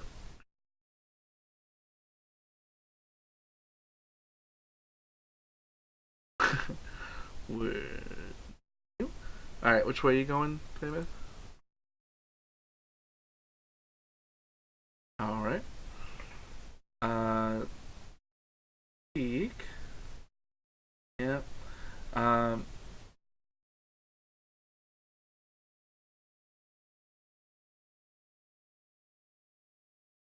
you hear a very horrible rasping song emanating from the cave to the north of you.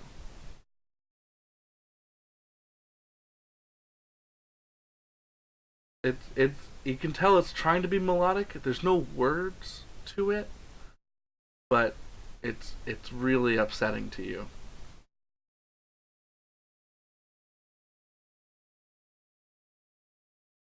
No,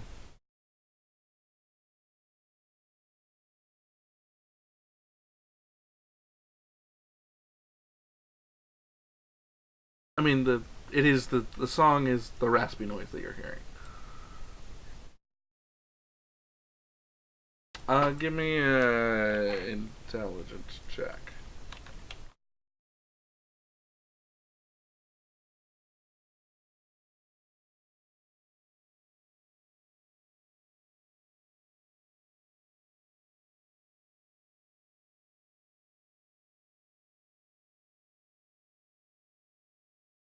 No, you're not familiar with what the sound is.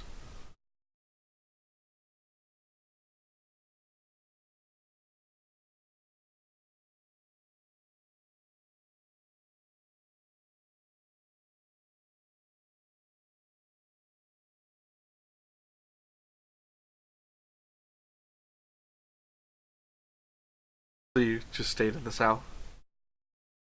Okay.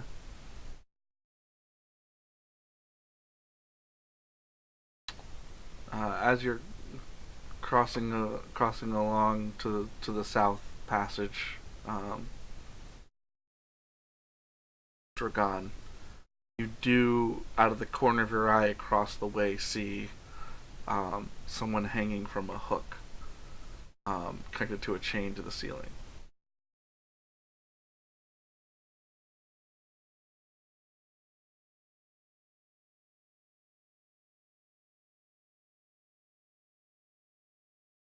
Yes. In fact, amongst the noise that you're hearing, the kind of song-like thing, noise, uh, you see their lips moving and they're kind of howling in agony along with the chorus of tune.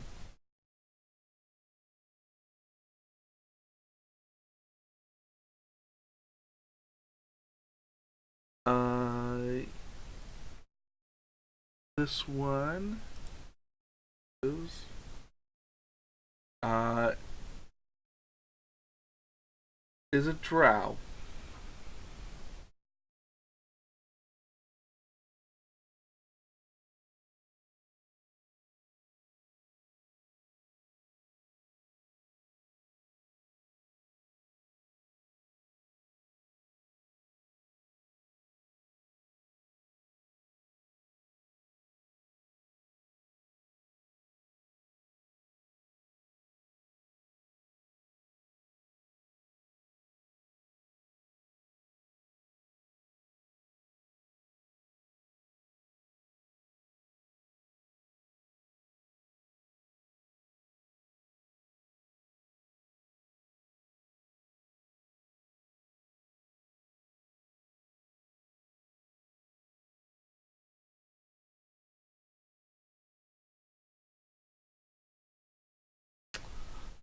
Famous.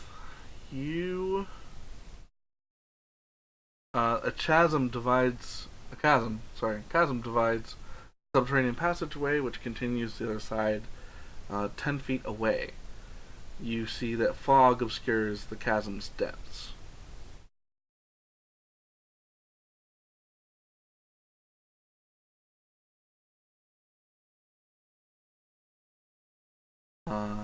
Nope.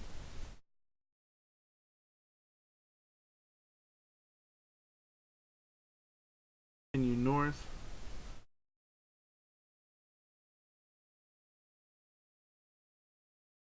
Up right here.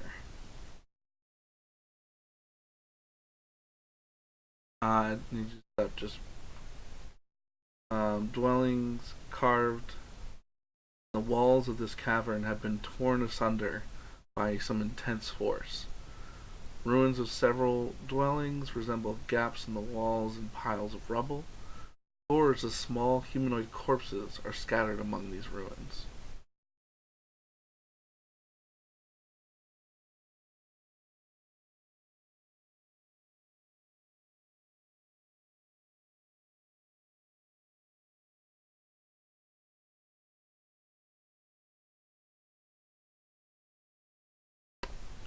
As you start to wander among them,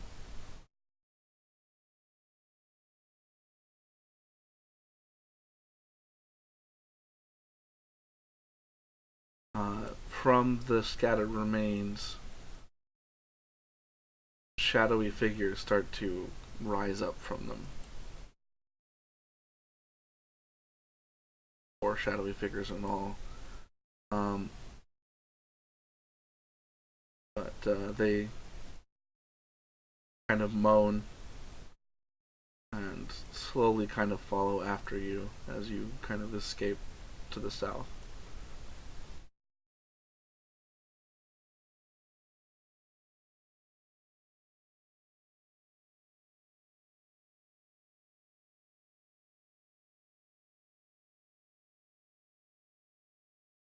Nope. So I take it you're fleeing. All right. You're no longer stealth, by the way. Do that.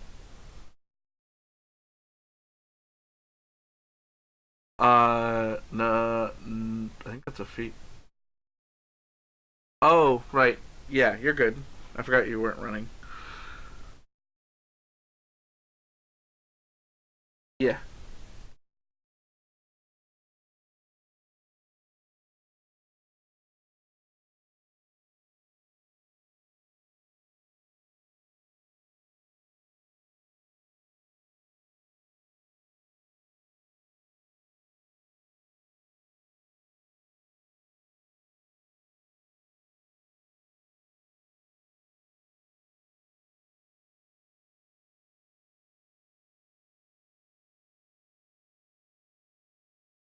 Um. Well, you're unsure, but as Dragon looks into the cavern to the north, he sees a large creature. Um.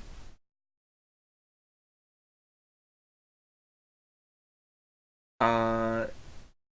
He seems to hear something coming from the passageway down where you guys are.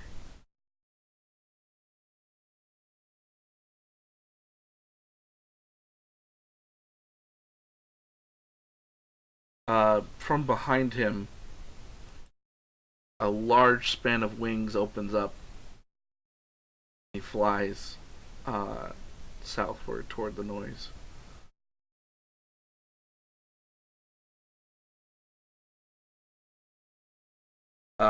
Yeah. Let's see. In each of your minds, painfully, as it speaks, you hear its voice translated. It speaks both in abyssal. Anyone who understands abyssal can hear it verbally speak, but in each of your minds, you also hear it say, "Ah, more prisoners for my collection. Who's ready for the hook?" I need you all to roll initiative.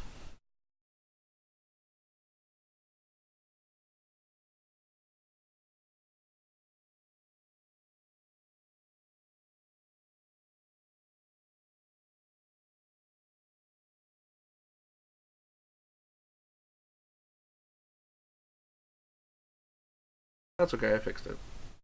I fixed it. Range. Um, you were trying to turn tail and run, so I'm gonna say no.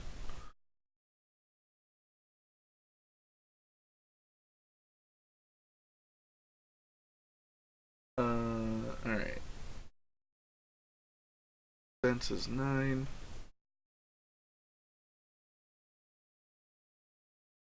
10.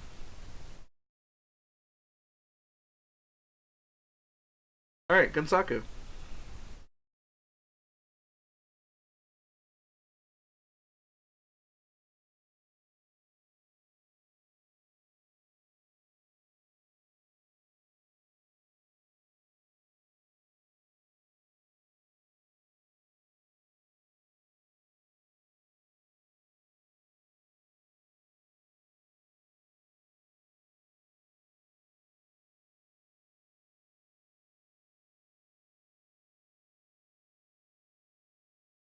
Insight fighting. Okay, so you can try to buff that.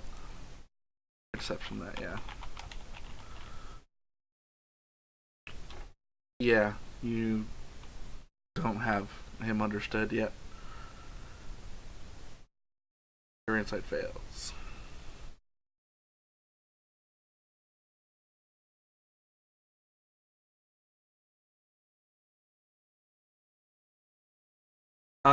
He flew and landed.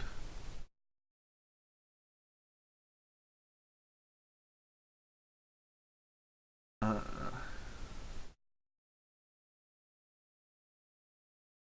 he is a winged horned green creature with a great axe.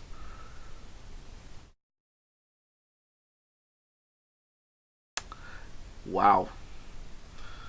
If only you had advantage. That misses.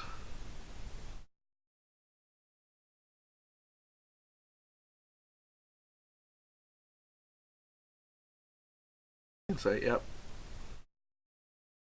Alright.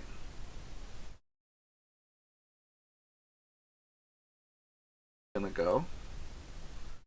Make 2 melee attacks against Gon.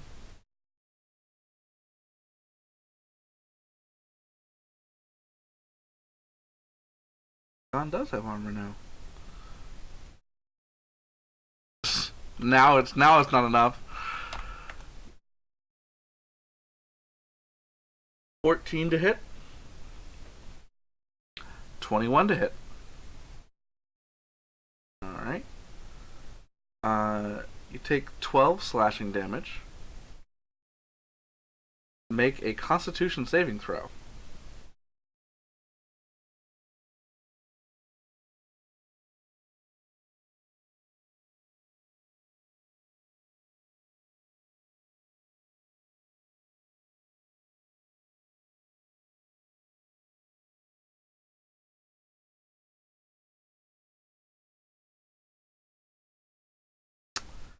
Alright. On each of your at the start of each of your turns, you will take more damage as the wound gushes out blood.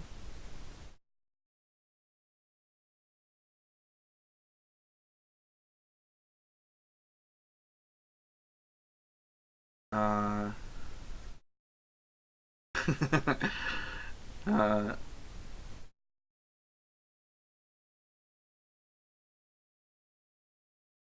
also, wait. Okay. That's bad. Uh, and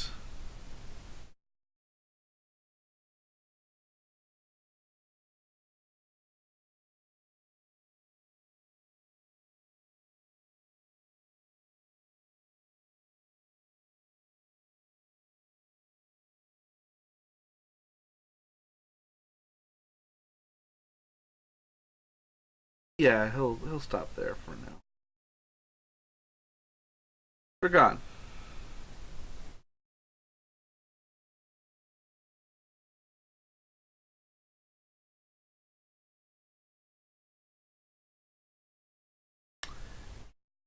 Yes, give me knowledge religion.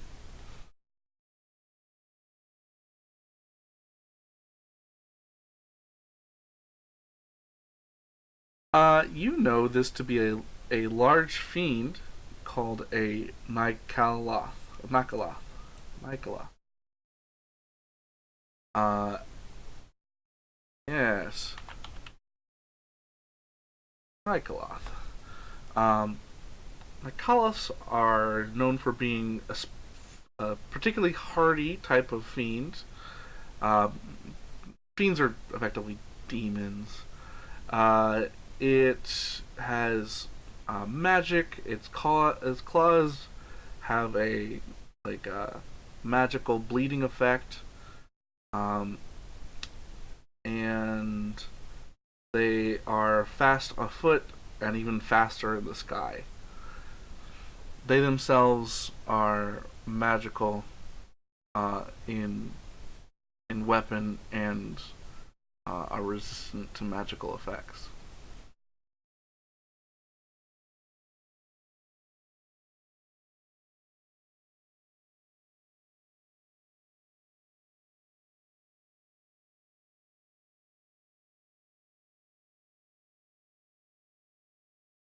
Okay.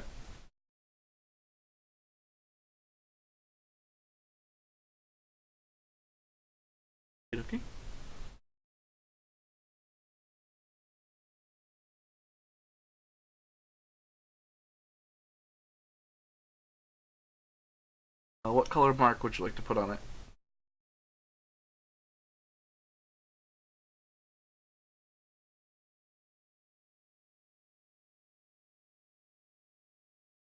Was that a bonus action?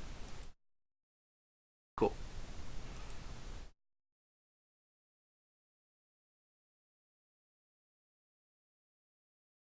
21 hits. Uh, Actually, 18 does.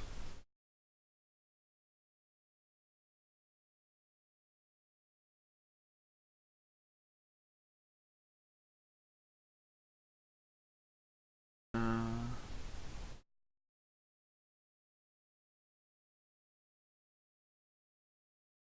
20 piercing. The ice does not seem to form as much as you would normally expect it to.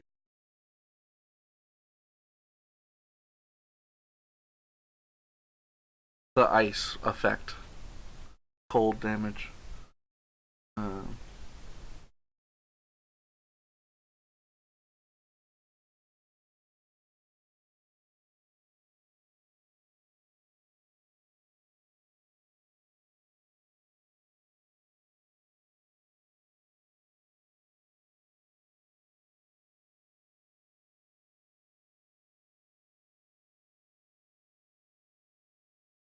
One divine smite. Okay.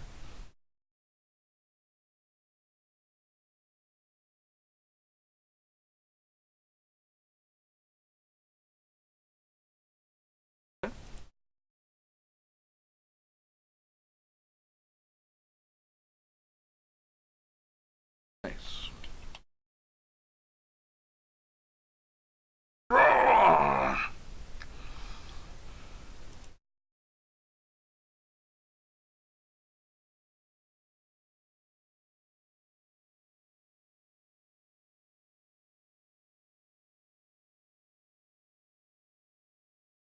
Uh, nope.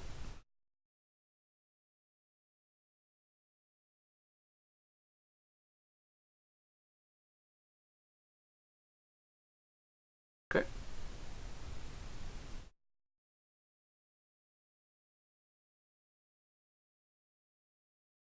Mammoth.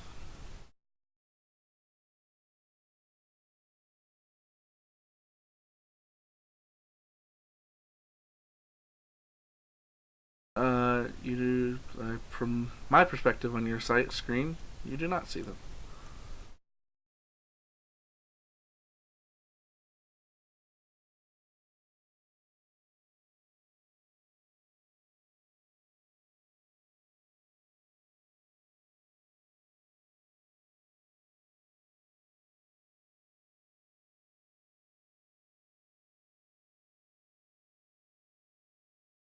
Okay.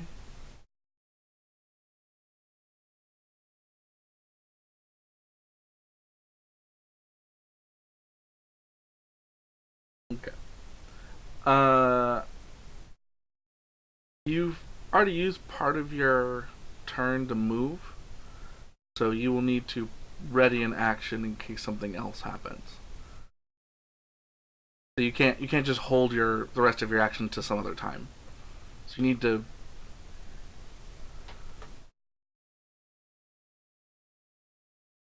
If he continues to engage in combat, yes, yeah.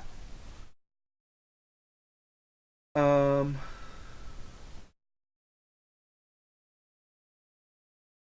yes. Give me a deception.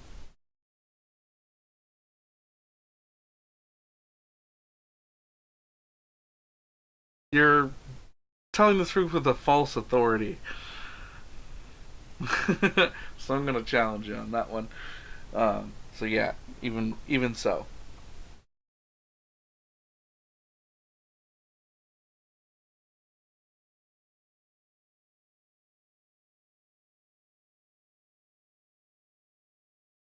Okay. Roll it again.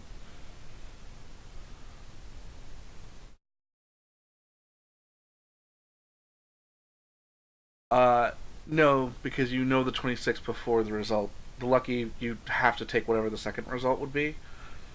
So it needs to be a separate result. 18's better. Uh, yeah.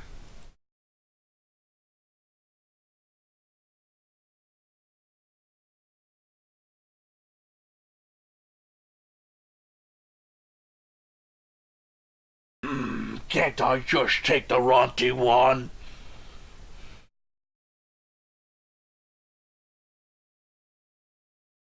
It already bleeds.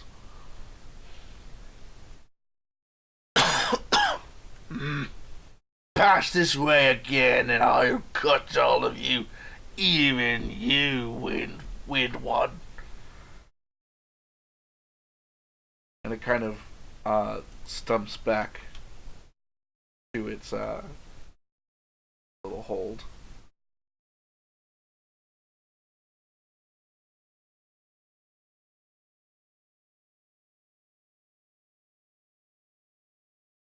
Uh, Gonsaku,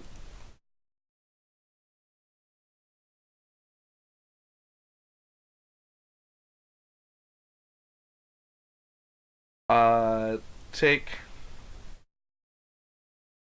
3 points of damage. Someone do a medicine check.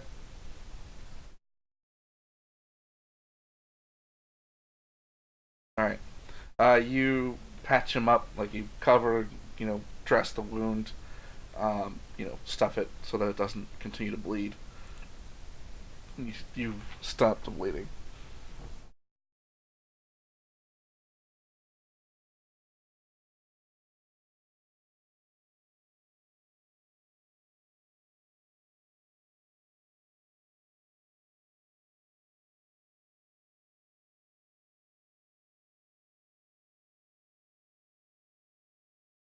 I mean, you guys can pass through this passageway once now, but going back that way in the future will be potentially dangerous.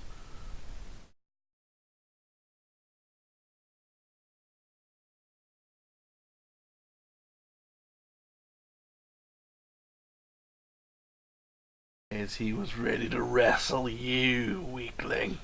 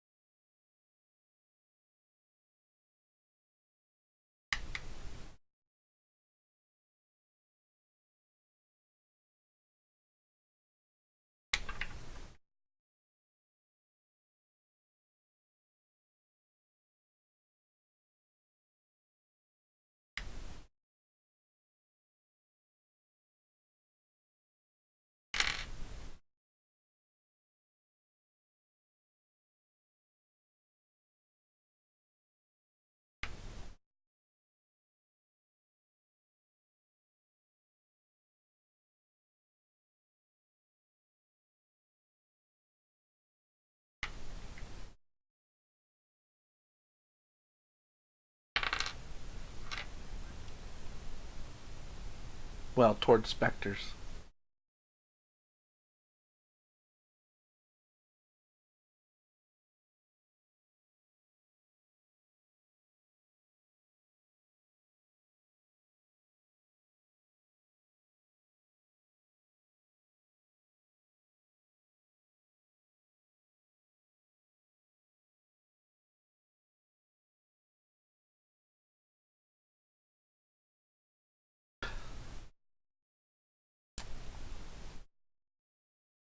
So you'd have this water passage to the south, the kind of pool of water, and then chasm in the other way to the north.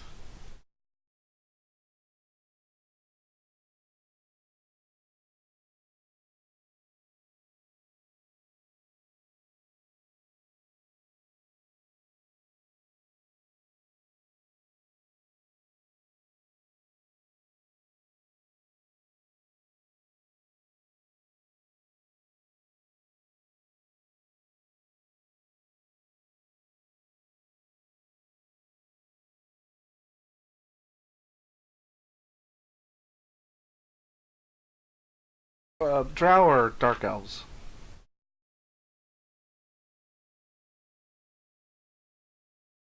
Generally speaking, yes. Their culture is known of being a lawful evil one.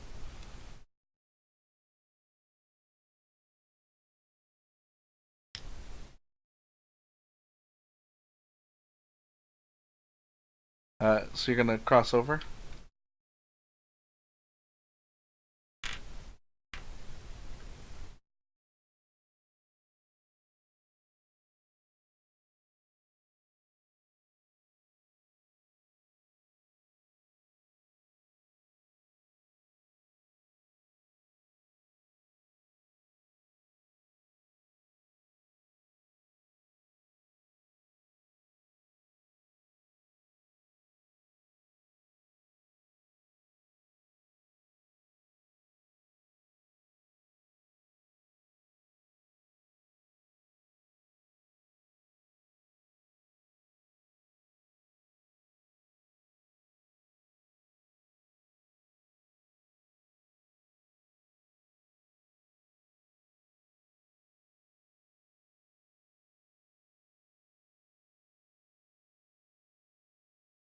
Okay. So you guys start. So what are you doing?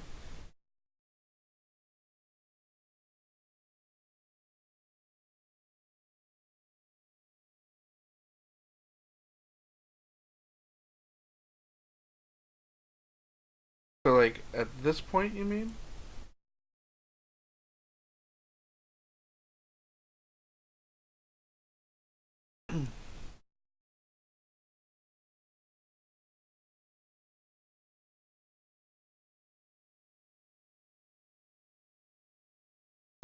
The chasm below. The walls themselves are about 15 feet.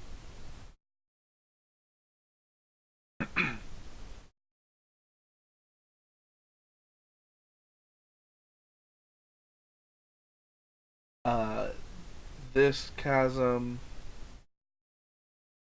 seems. Actually, you can see that far down. It goes about 100 feet down.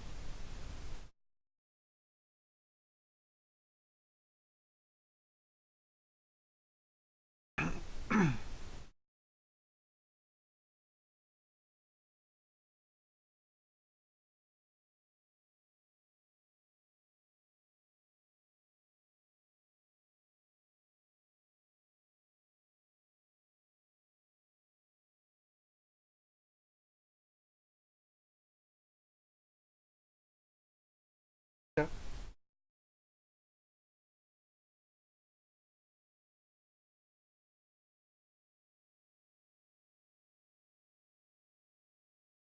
Yeah.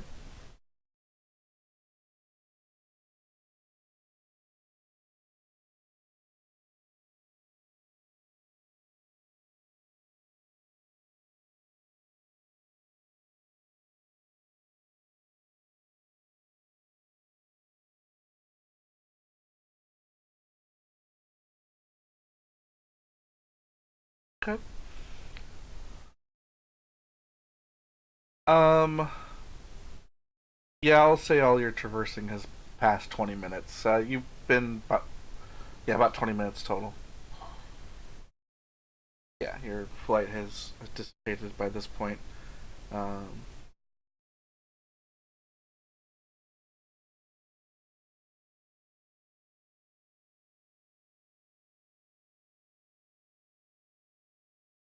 that was fun. Fun while it lasted. Hmm. Clever. All right. You guys create the illusion of more land. Um. By the way, uh, Dragon, since you have such good sight in this pure darkness, you can see all the like the cultists you can see just like have their hands either on or like eat like in pockets or something in their cloaks. They're like feathered cloaks, and just have their arms outstretched like they're like waiting to hug somebody. the cloaks kind of billowed out behind them.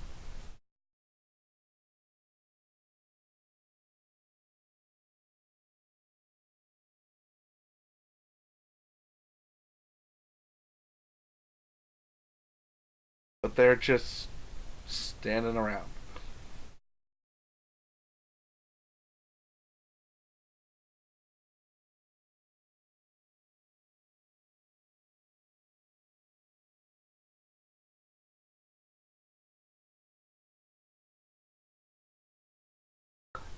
Like little twitches or what, kind of shuffling or, there is like swirling warm wind in this area, so if one of them kind of gets pushed a little bit and lose their balance, they kind of readjust their footing, but not really.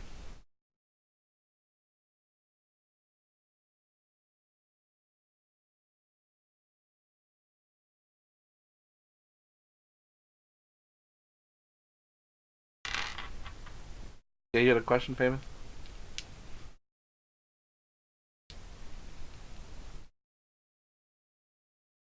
You can put your back against the wall and walk along it. It will require an acrobatics check to not be blown over by the wind.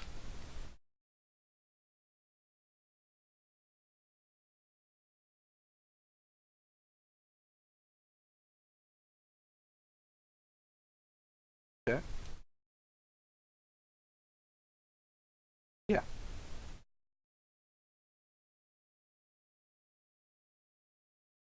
Yeah. Same thing though. You still need to do an acrobatics check, but you have advantage because of the spider climb.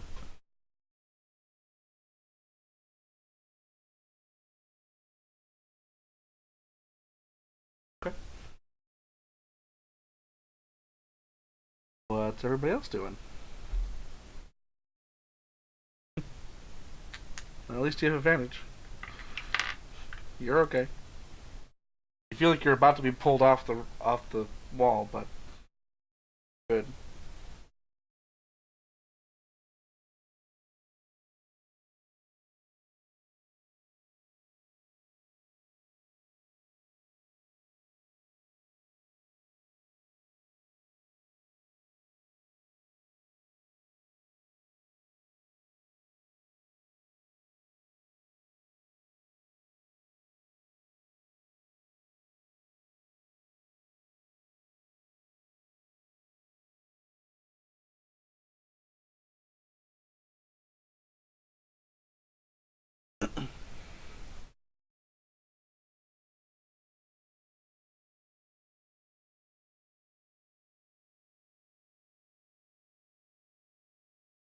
I mean, they're all aware of each other.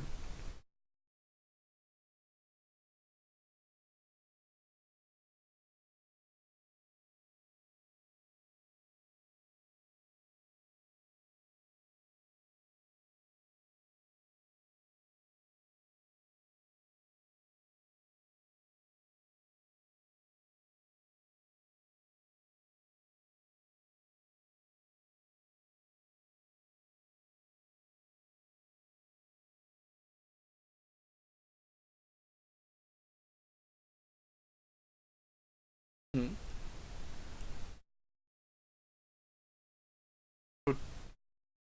Yeah, in your head.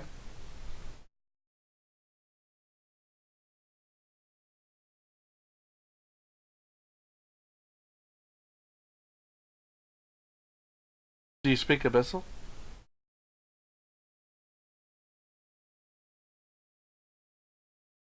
That's the verbal language he was making.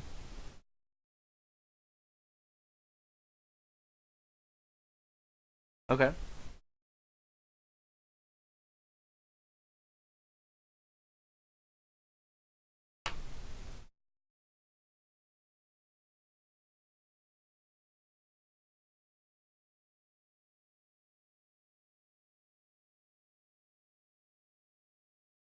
Okay.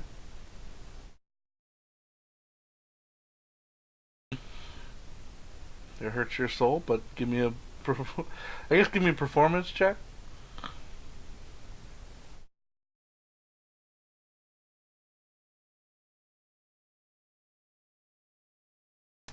Uh, very trained ear would know that you're playing music badly on purpose, but the rest, to the untrained ear, it sounds like bad music.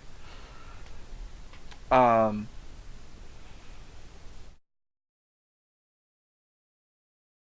Dragon, you see uh, this guy stir a little bit, like he kind of turns to face in that direction of where you guys are or where you're playing the music from.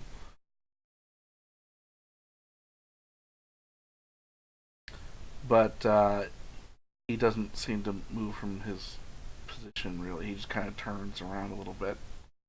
Continues to face in a northwardly direction.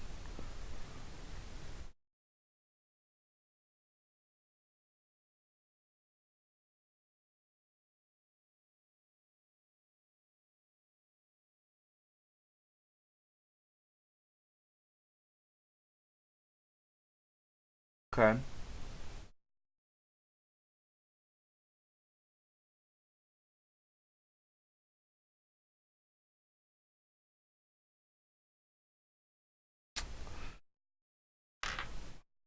Let's see.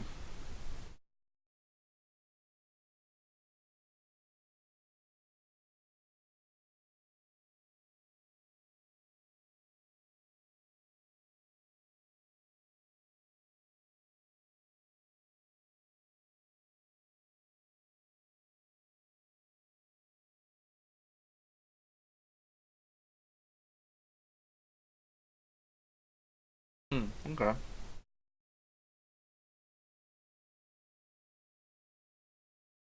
You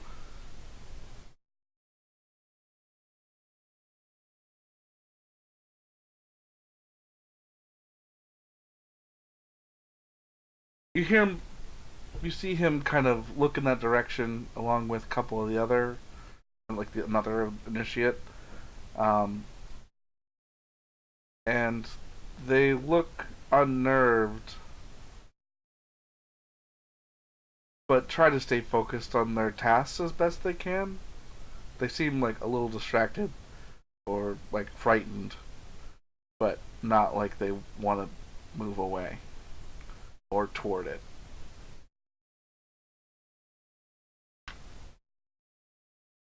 Um, yeah, have you seen that thing?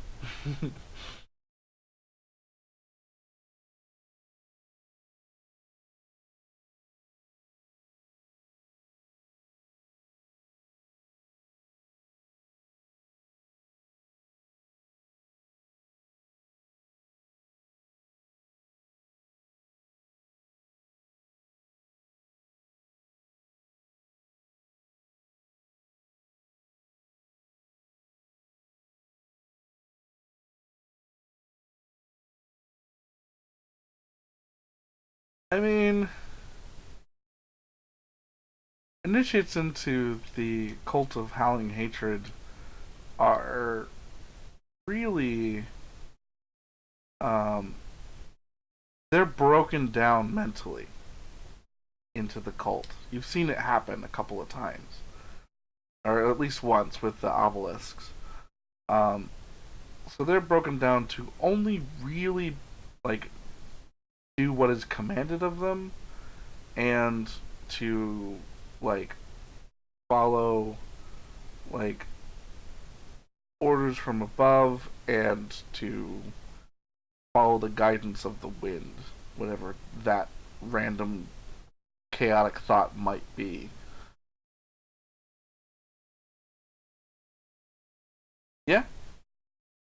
So if you were to go in there and command them to do something, they most likely would adhere to that. What are you doing? You broke up.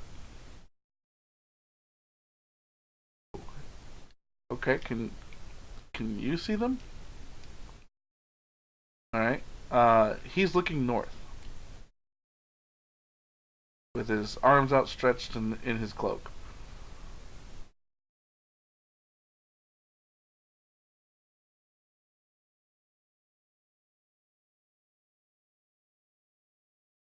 He looks over and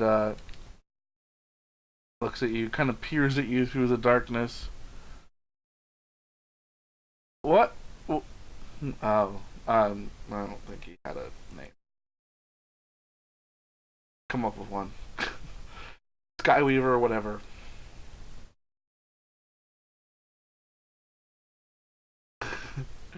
Um. Oh, Skyweaver, Darren's in trouble. And you see him look over to the priest, and the other look around, other people around him, and he goes up to the wall and starts kind of going slowly around the edge.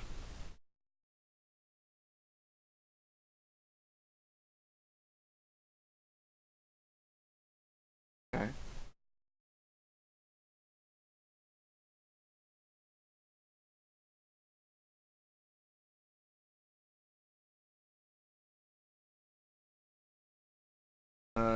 Now you'd have to recast the illusion.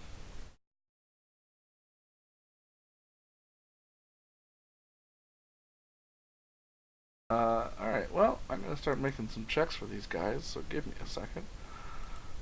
Um.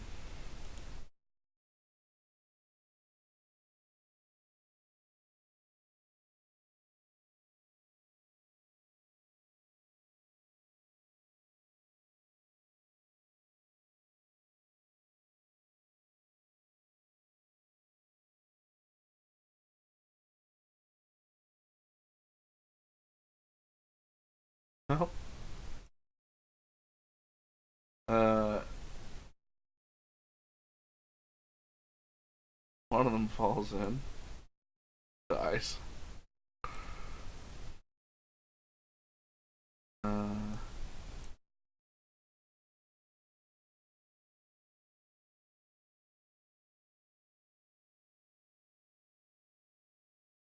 Yeah. Look what you did.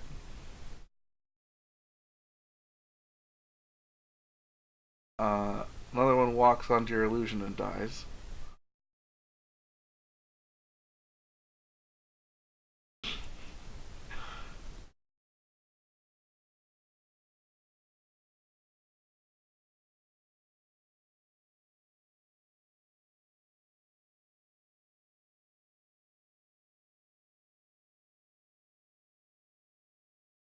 Oh no.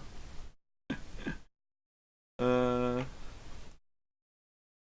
This priest falls into the pit. Takes a bunch of falling damage. Uh. He survives. Barely. Yeah. Um. Look what you did.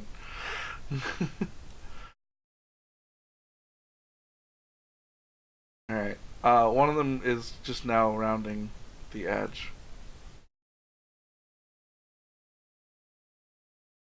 Uh, he's startled by you and falls in the pit and dies.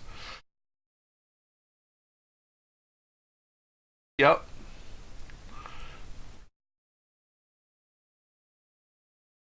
And the rest of them start filtering out and getting ready to attack.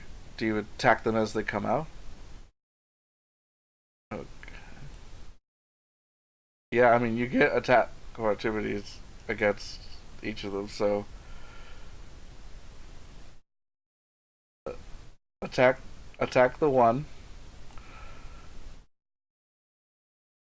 I honestly think, oh well, you miss on that. Uh,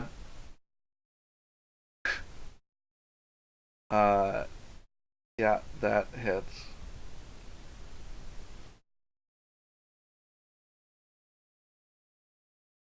Uh, did you want to push him or did you want to strike him?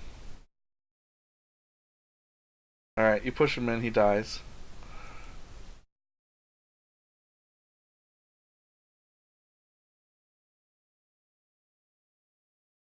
That's true. You are above them. It's probably still just within range, or you could find a uneven patch. Yeah, you could probably still hit them. Yeah. Um.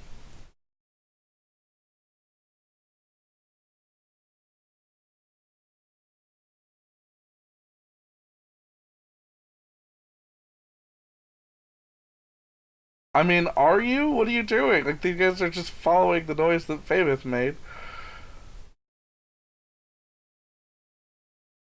I mean, but it takes them their turn to get across. So every time a new one pops up, you have another reaction ready.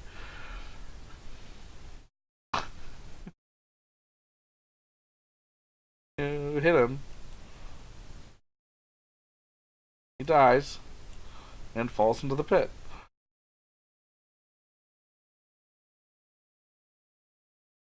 Yeah, they're initiates.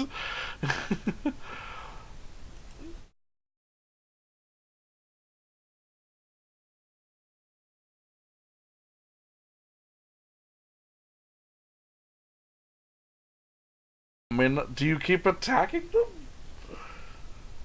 I've rolled all the like the failures from the wind, so like that just more of them keep walking across.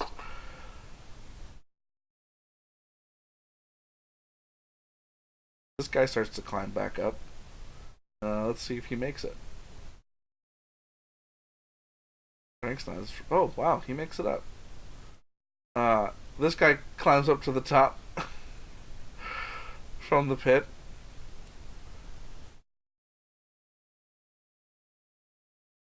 panting.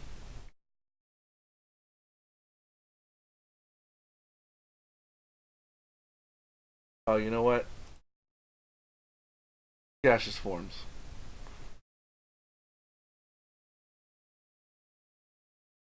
He turns into a cloud of mist.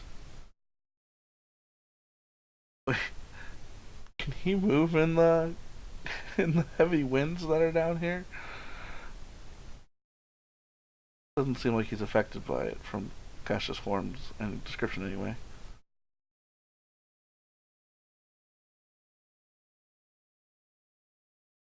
Yeah, but you see the gaseous mist start to float away.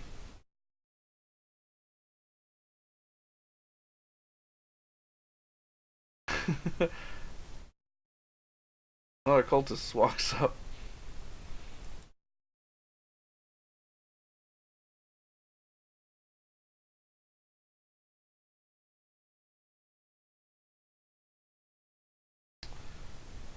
You hit, kill him, falls into the pit.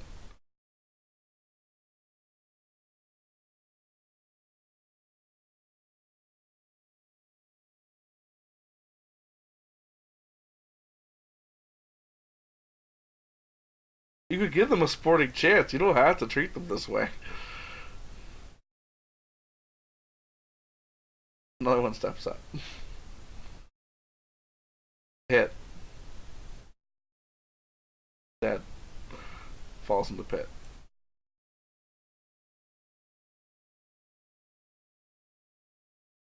Uh, the last two decide to turn back.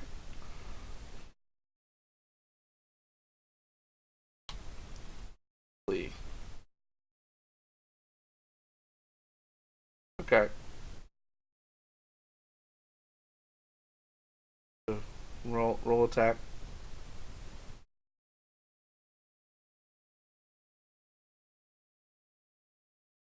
That hits. 9 kills him. He dies and falls into the pit. The other one. Do you have multi attack? Do you have extra attack? Uh, yes, but at the rage you'll have disadvantage. All right, you miss, and he escapes into the darkness.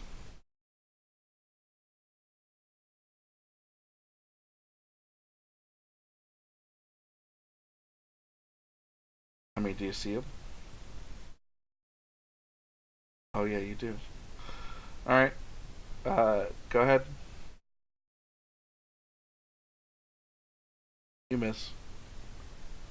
He actually escapes into the darkness. The fog of mist continues to roll across the passageway.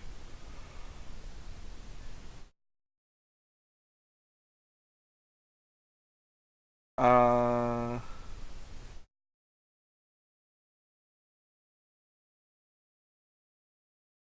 Guessing so. Yeah, his resistance to non-magical damage. Advantage on Dex saving throw and Constitution throws. Gaseous form. Yep.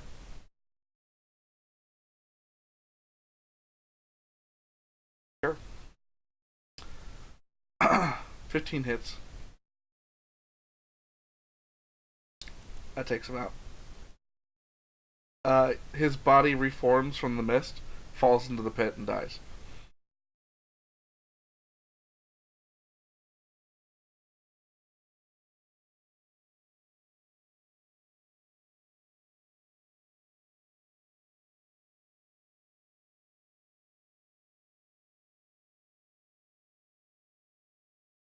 Sure. Give me an acrobatics check. Dexterity acrobatics check. Alright, you make it across.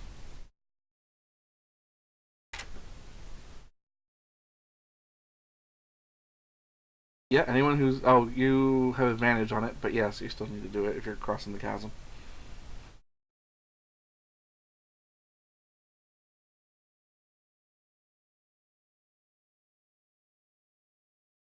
No. Unless you have a way to jump that far.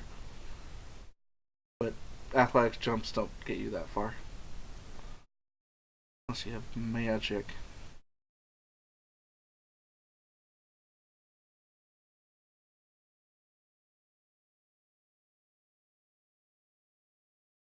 Okay.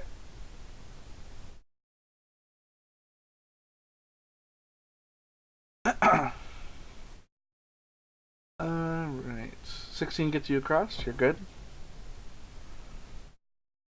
Gunsaku, are you gonna climb across?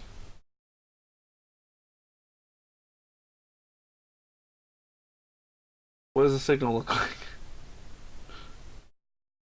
Okay.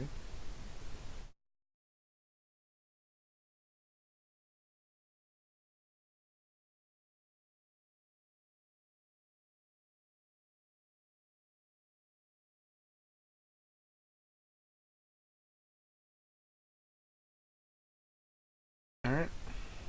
Well, now you just see a large open cavern. Mammoth. Seem to.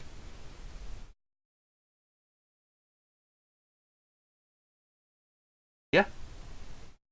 Move up to your max speed if you want to double move. You can do that.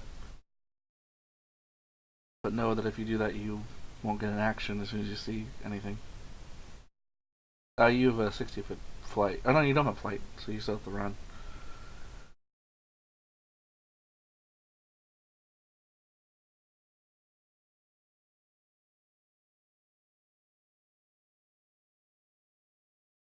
That.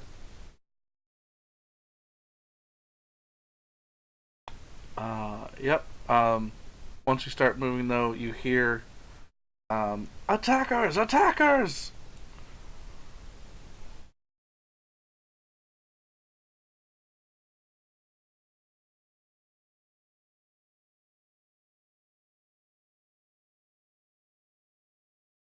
Correct.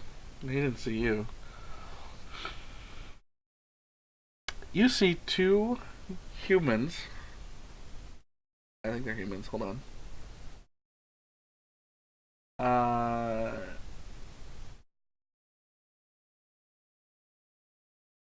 yeah, you see two humans who are chained up to like weights and have the symbol of the air cult cut into their heads, or their forehead. Um,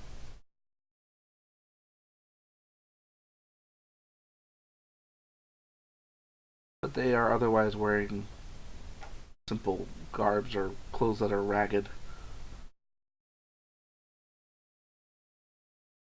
They both say, "It's a trap! Don't come on! Don't come here any closer! Please get away! Don't you'll make them come and reappear! They'll torture us more! Please run!"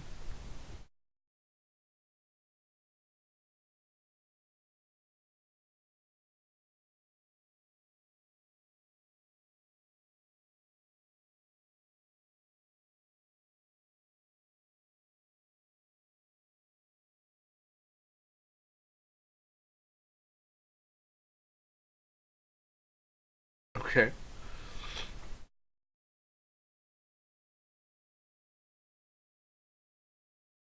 So they're basically running at. They're yelling at Dents. They cower away from you.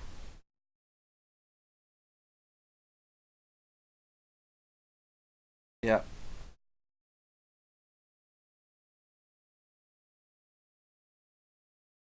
Let's get the priests in the north.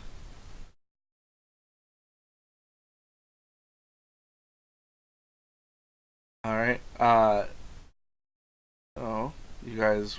So he runs up with you to this group of priests.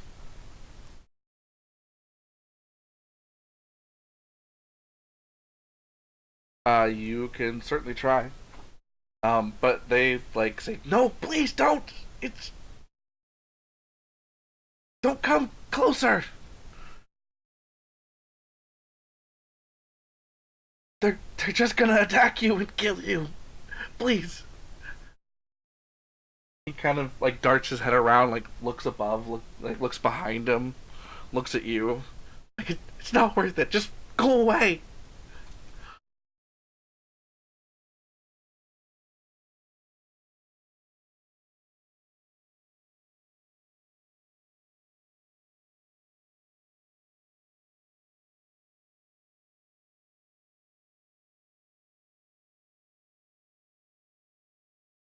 Uh,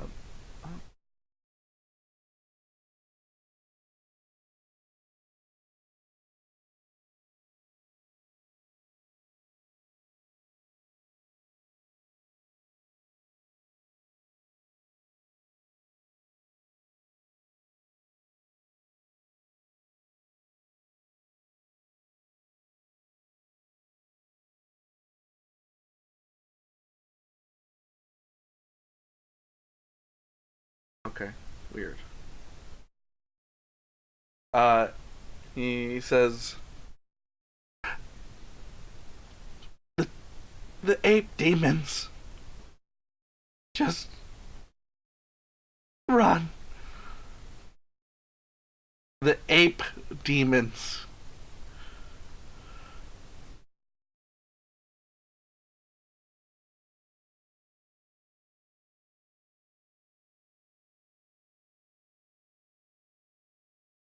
Yeah, but they also attacked the group.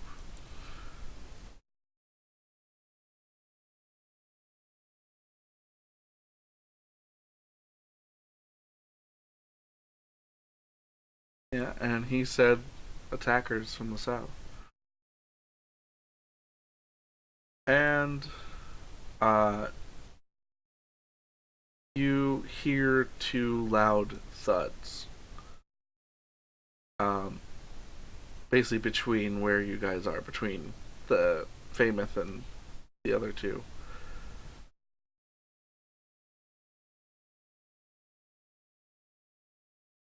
uh, one of the humans basically gets like thrown or tossed off to the side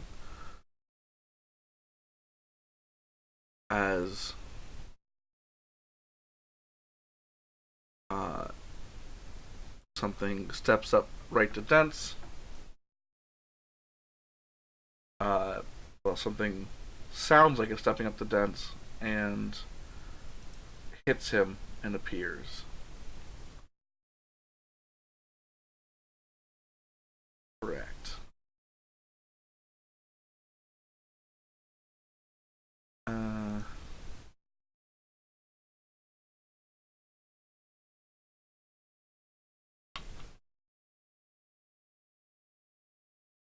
Uh, it first swings at you and hits for 20. The 20 hit. The next swing is 21, and it bites you for 17. Does 17 hit? Alright. So it's two fists. One slams into you from the side, the other into the stomach, and you just duck out of the way as it tries to bite you. Uh,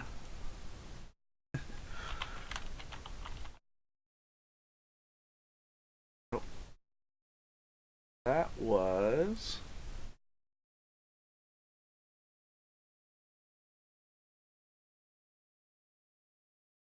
That was 17 damage, and we will pick this fight up next time. Thank you all for playing. I hope you had a fun session exploring these howling depths, and look forward to playing next week, hopefully with your cleric, and it'll hopefully turn this tide of battle. And we'll see how this goes next time on D&D, the Final Dusk campaign.